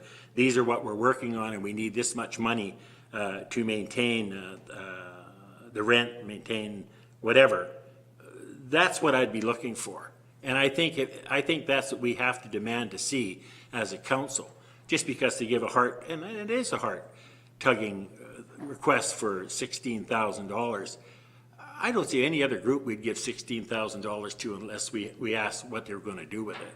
So I'm prepared, if they're in a dire strait, to authorize $6,000 and that they come back before us in the next meeting, and we can have somebody either give us a report on the phone or give us something in writing of what their plan is going to be. What financial people would just give them $16,000 with no idea what they're going to do with it? Maybe they're going to go on a trip to China and drown up to visit. I don't think they are. They seem to be very honorable people. I shouldn't throw that in there. I take that back. But I do think that these are business people. Give us a bit of a business plan of where you're going in the next 6 months, and I'd be happy to support them. But I want to see a little bit more before I'd agree to authorizing 16,000. If you want 6,000 for now and 9,000 when they come back with a plan, I'm okay with that. Thank you. Councillors, I'll go to Councillor Bateman, as he was the seconder, and then St. Pierre, McMath, and Legend. So Councillor Beddoes has raised some very good points. Of course, the chamber did come to us back in January and presented us with a full proposal for their $28,000 funding request, which they were asking us to consider for the budget. So this includes, but I agree that we are short on details vis-a-vis this particular $16,000. You know, I had all sorts of positive statements here to make in support of this, and that includes, so while I've got the mic, I'll quickly sum up some of these things. As the mayor stated earlier, back in 2012 was the year I looked at, Souk had an Economic Development Commission with a budget of $34,000, and that was to pay for consultants, quote-unquote, consultants, meetings and conferences, advertising, marketing, promotional stimulus, and marketing of the conference center.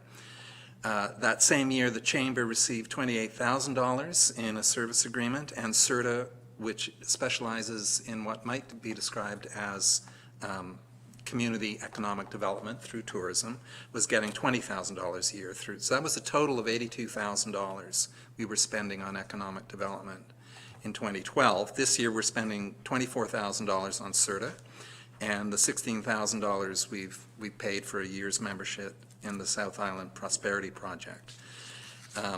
So I think, but back to Councillor Beddoes' point, I see logic in that. A short-term, you say 6,000, that seems like a decent number.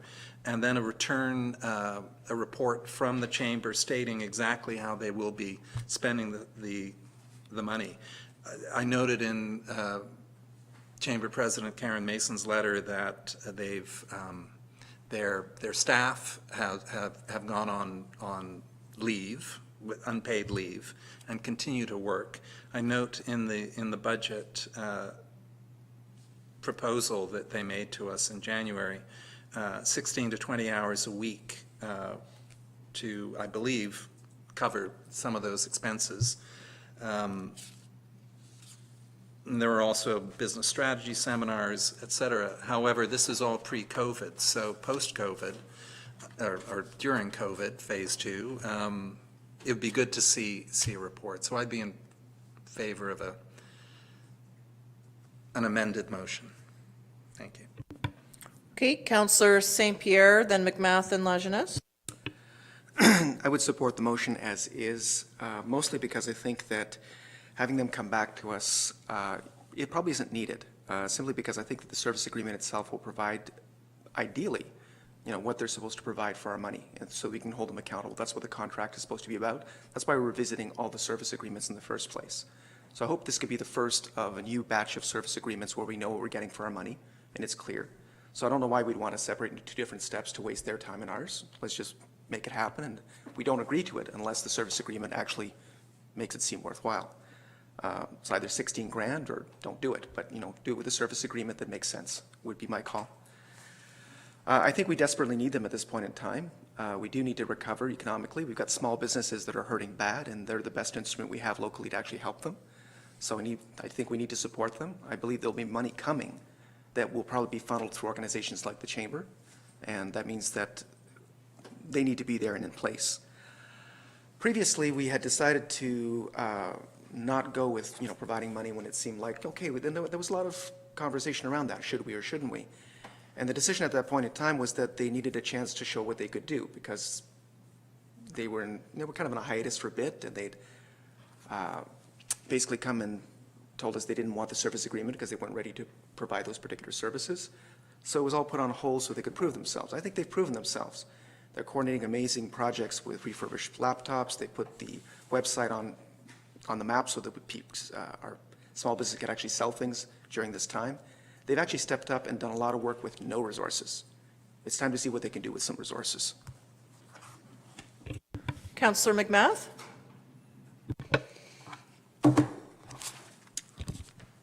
I feel a bit split, but I do want to support them. But it would be a bit rich of us to even just to do like $6,000 with no explanation of use. I think it's not fair if we're going to say that we're going to practice consistency and fairness across the board, but then revert and then say, oh, okay, we'll just give you $6,000 without a business plan. So I think if we're going to do it that way, that we just do it clear. And I think I'm more of the mind that we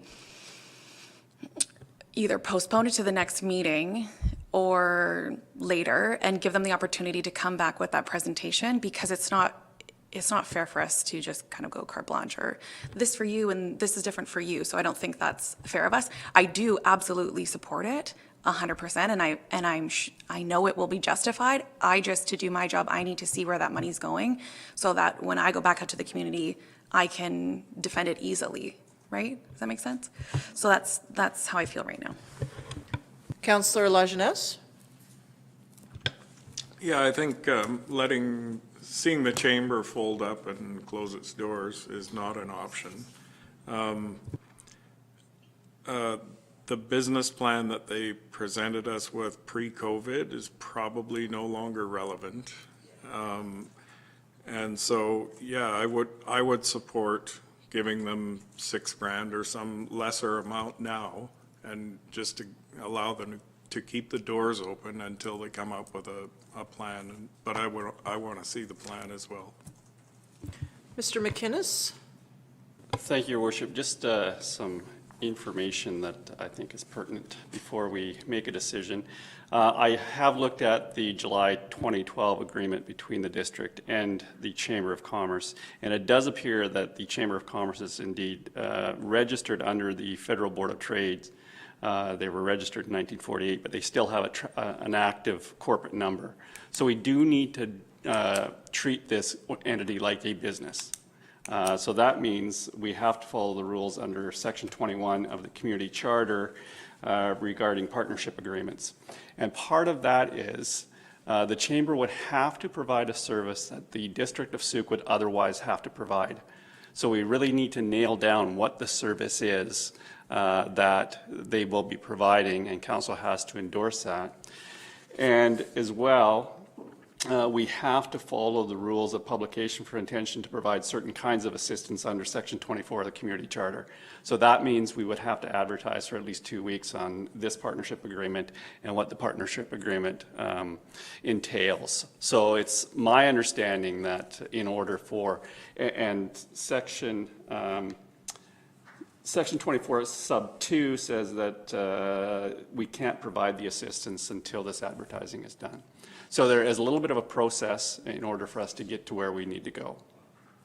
Yeah, no, I appreciate you raising that, Mr. McInnes, because that's the first time I've heard this in these rooms. So not aware of that ever. The service agreements themselves came about in 2011 or so, was never raised then by our staff or council. So it is a good time to hit reset and to do this properly.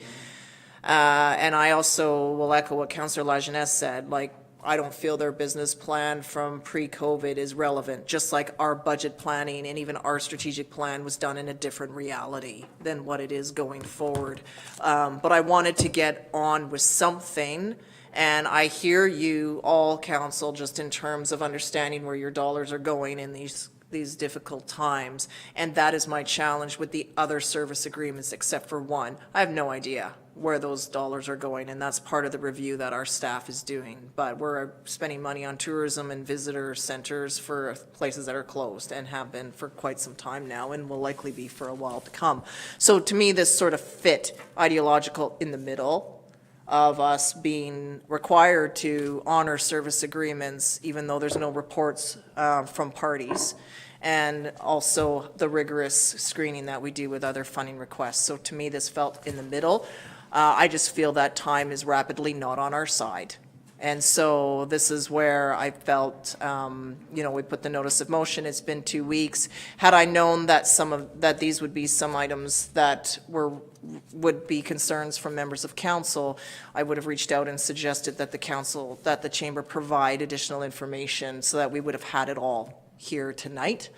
But that didn't happen, and you're raising it now, and that's fine as well. Another 2 weeks, I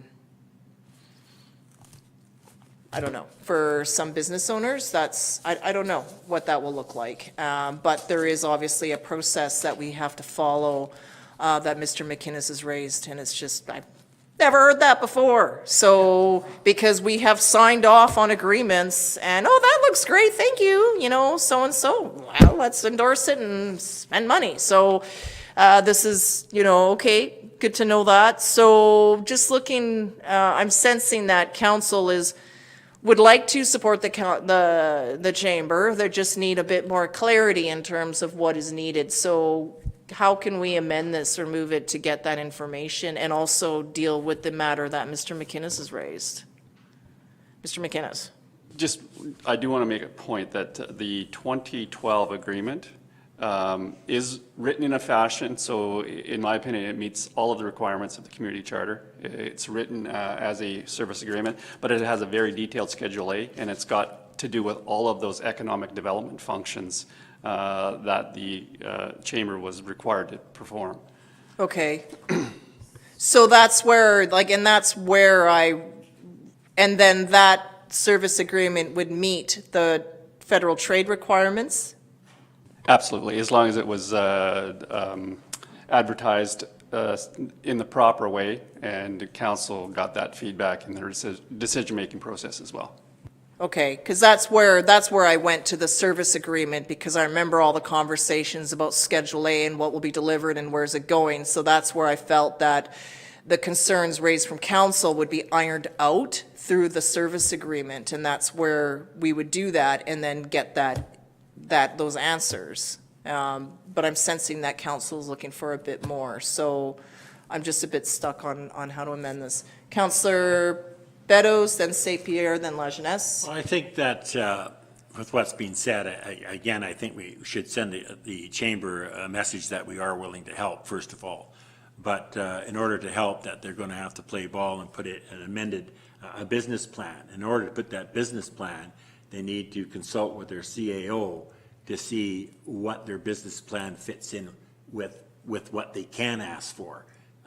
I mean, it's like asking for a gaming thing, and if you got to ask the right things, because you get the wrong one, it's a no. So I'd be happy with that, is, you know, we can table this and get a message to the chamber that, yeah, we're willing to help, but this is the bind we're in. You give us a business plan, consult with our CAO or the staff, and come up with something that would work. And I don't have a problem with it. Councillor St. Pierre, then La Jeunesse, then McMath. Just 2 points of clarification. One is, I think what we're looking for is not necessarily a business plan, because that's how they intend to run their business.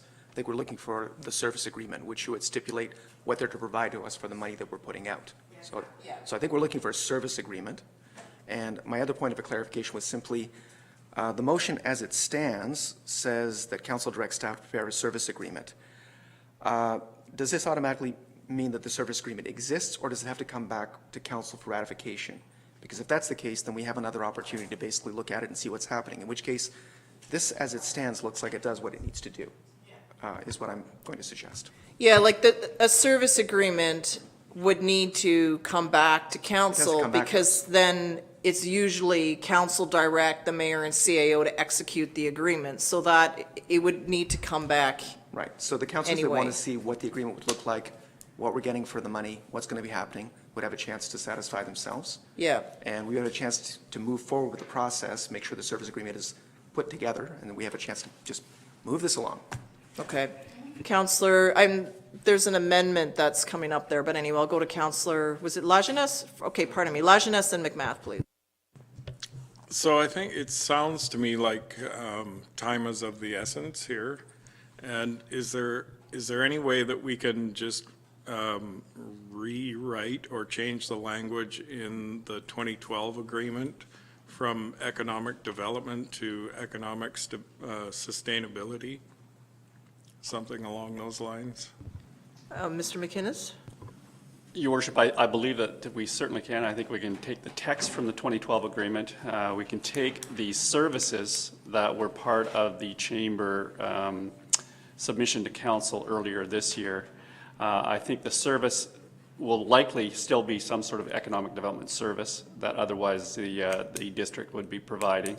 And we can go through those things that the chamber has identified as where they would need financial assistance and draft the service agreement based on that.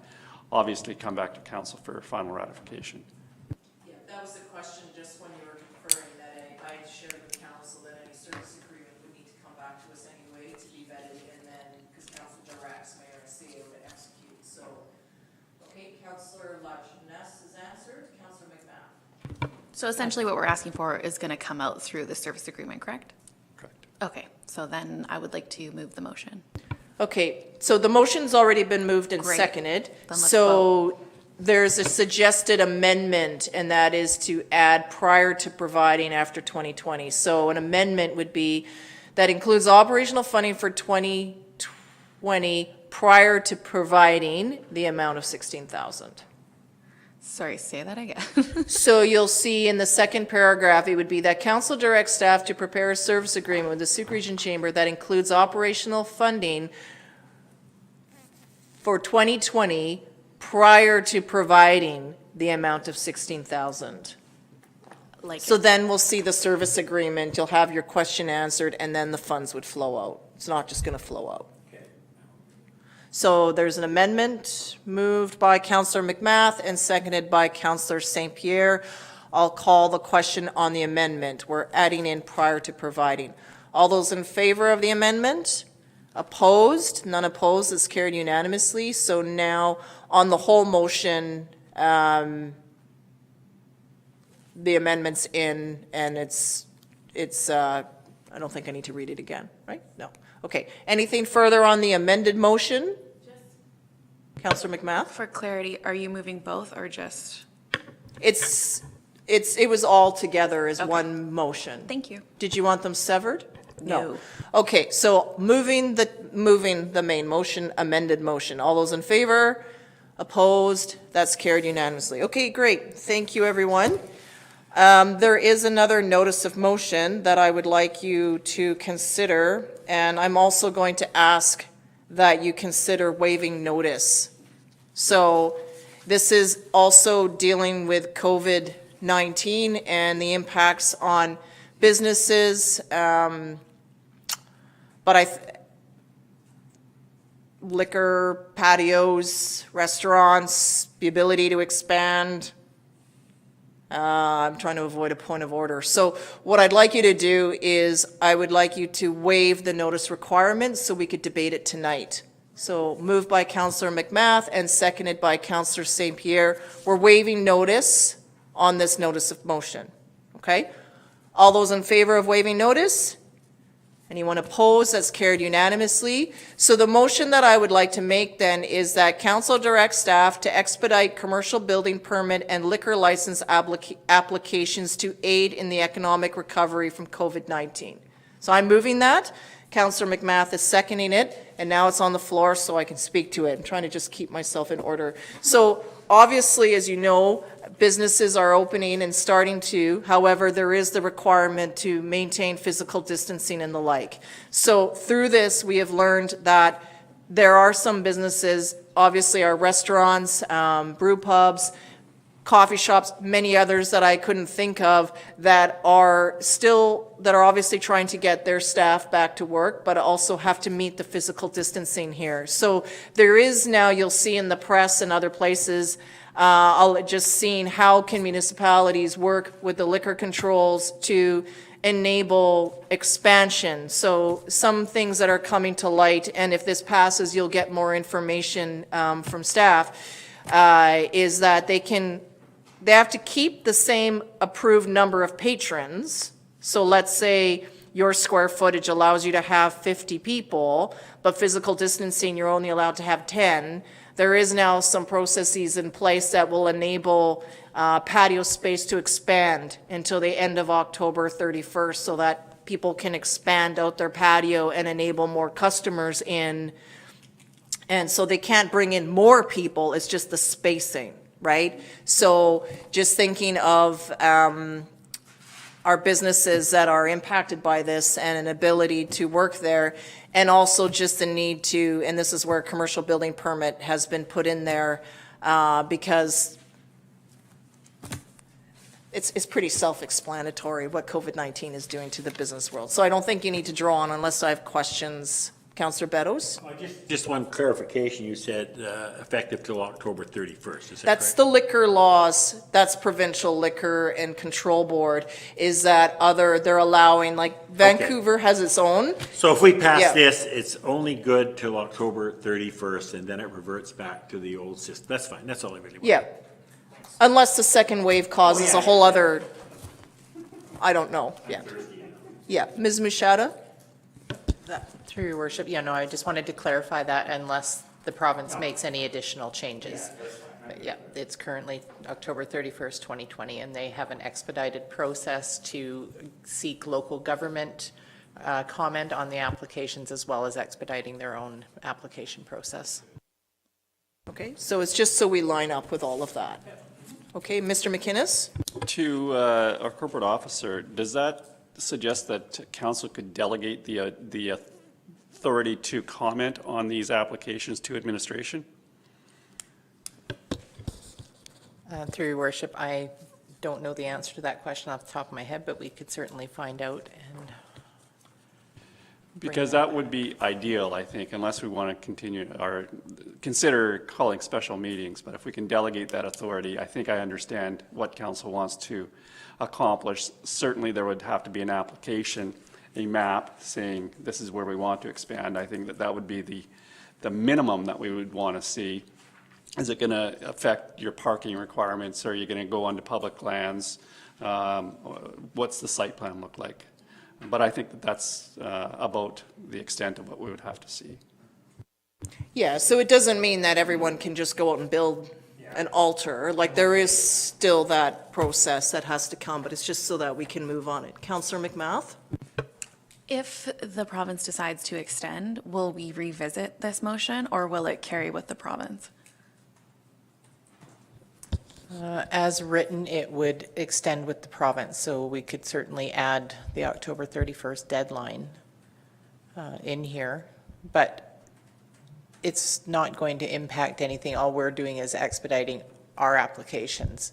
Gotcha. The extension outside of, so for them to extend onto their patio, that's going to be October 31st, and that wouldn't have anything to do with the local government anyway. If they needed to make some safety improvements to their patio to be able to expand, those are the types of applications that this motion is suggesting that staff would expedite. So once staff has, like, say they approve this sole business to do an extension, and then the province extends this, they're automatically carried to continue as they are? Correct. Okay, thank you. We might have a nice warm November. I don't know. Maybe, I don't know. Anyway, okay, so seeing nothing further, I'll call the question then. All those in favor? Opposed? That's carried unanimously. Okay, thank you, everyone. Council verbal reports. Turning to members of council for verbal reports. Climate Action Committee zooming in tomorrow. So that's exciting. Councillor Beddoes, microphone. Sea Park's looking into taking back the ice arena a week earlier than the 30th, June 30th deadline, because we need it for summer camps. Yes, Councillor Bayman. Okay, I attended a meeting of the Age-Friendly Committee a couple of weeks ago, and it was really encouraging to see all the wide range of initiatives happening at medical and social services level locally. I think a couple of them that I could cite, school kids are making cards for seniors to help with their loneliness and isolation. That was a sweet thing. That's in addition to the BC 211 Better at Home program. The Soup Meals on Wheels is back in business with a new team that's serving 45 households a day. Soup Food Bank has received its $40,000 grant from the Rapid Relief Fund, and Kim has reported that the numbers of working poor are increasing, and but they're managing well with the program. I also attended a Zoom release of the South Island Prosperity Project's annual Prosperity Index, which indicates that it's a very uncertain future. The Oxford Economic Group has identified that Canada is in a severe recession at the moment. So the SIP has come up with a good new tool, which is a monthly what are we going to call it? A monthly report on local economic activities. So I think this has been a good decision of council to join this organization. And yeah, that's it. Councillor McMath? Okay, Councillor Lajeunesse? I regret that I didn't do this at the start of the meeting, and it's likely because I had my mayoral address that I did in this exact room earlier today. My regret is that I did not acknowledge the passing of Councillor Sheila Beach. I had intended to do that at the opening, so I just wanted to come to that now. Councillor Beach served 2 terms with us from 2005 to 2011, and I was able to serve with her for the 2nd term. Councillor Beach sadly passed away on Mother's Day. She was admitted into long-term care in Nanaimo.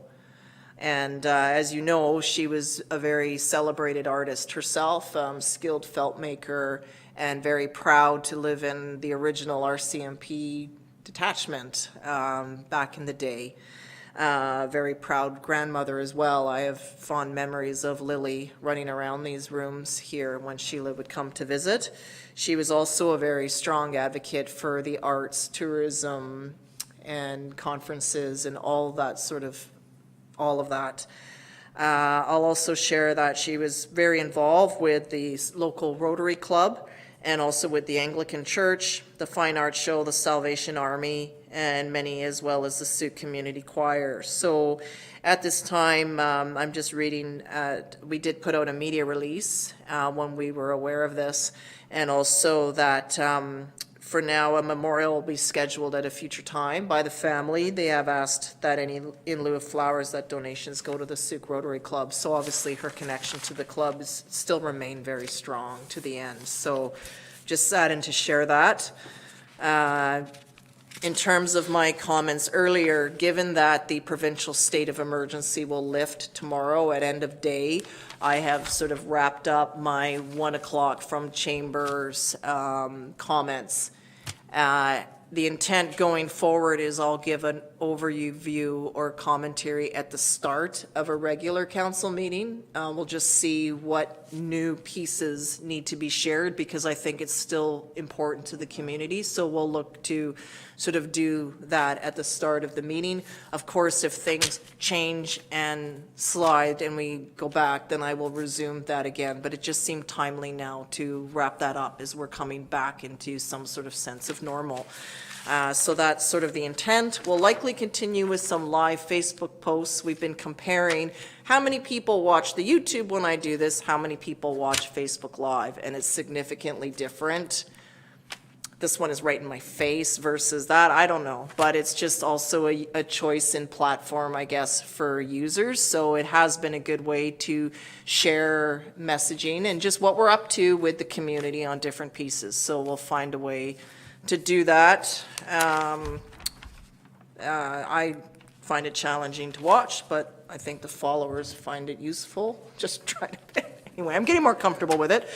Capital Regional District will go back to its regular way. There's still a mix of only 9 directors allowed in, the rest of us Skyping or conferencing in to maintain the social distancing. It's a board of 24, so it's very difficult to fit everyone in the room.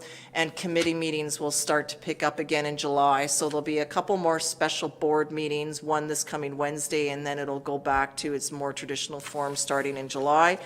Of note this week is last year I put forward a notice of motion to the CRD about the development of a mountain biking policy and to form an advisory committee for regional parks. I feel that we have tremendous opportunity to really grow and develop the sport, not just for our locals, but for folks within the region. So when I get asked, do you go riding at Heartland? Well, no, if I'm gonna go riding, I'll go up the Malahat to a more attractive riding area like Zuhalem and not the dump or the landfill. So if I'm already driving, but given the move to lower GHG emissions, it just seemed appropriate that we really start to develop and grow the sport within the Capital Regional District boundaries, because we're missing out on opportunity here. And I think that's possible to do that for all abilities. So that will come to the board this Wednesday. We've heard a bit of an update from Sea Park. Other than that, I did have UBCM executive meetings last week. So normally I would have been in Vancouver Airport. They were all zoomed in, but I did actually drive to Victoria for the first time in 2.5 months on Friday. So that was nice, chairing a meeting on Zoom with 21 people and at least 15 staff is very difficult, so it's nice to be in person, just like I've been in here with our CAO sharing meetings, so that has been helpful. So we'll see how things transpire with all the advocacy efforts happening both provincially and federally. Continue to push our letter that we endorsed at our last meeting has gone out to the minister, but I do about expansion of the deferral program. I do keep hearing back though that homeowners are able to talk to their lenders and have grace periods allowed through that. So it doesn't seem like we're going to receive, but well, until we hear no, you keep advocating, right? That's how it works. Other than that, our just to share with council, we have our workshop on return to work, because that applies to us. We're not employees, but we are part of the district. So what that means is if any one of us, gee, I kind of feel like I have a head cold, but I'm functioning, now you need to stay home and self-isolate for 2 weeks. But we have now the ability to conference you in, and so we could look at a mix of counselors, IT-ing in, I don't know what that is, getting in online, and some in the room. So that'll be interesting when that occurs, but at least it's a possibility. So you may feel that you can function, you need to stay home, but you won't miss a meeting. We have the technology and it's constantly being improved.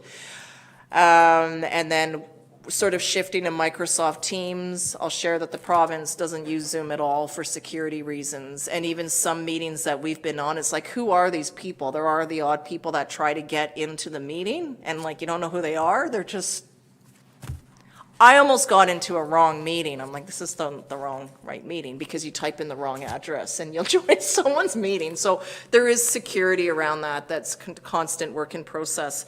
But other than all that, just want to thank everyone here for your support and all your efforts through this. We're not out of it yet.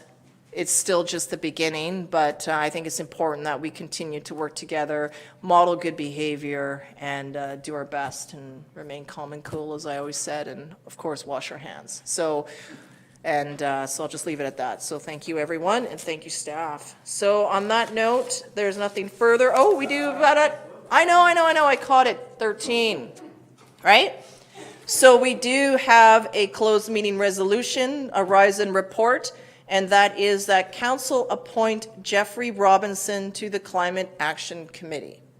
So that's been debated. We don't need to debate it. It's just here for information.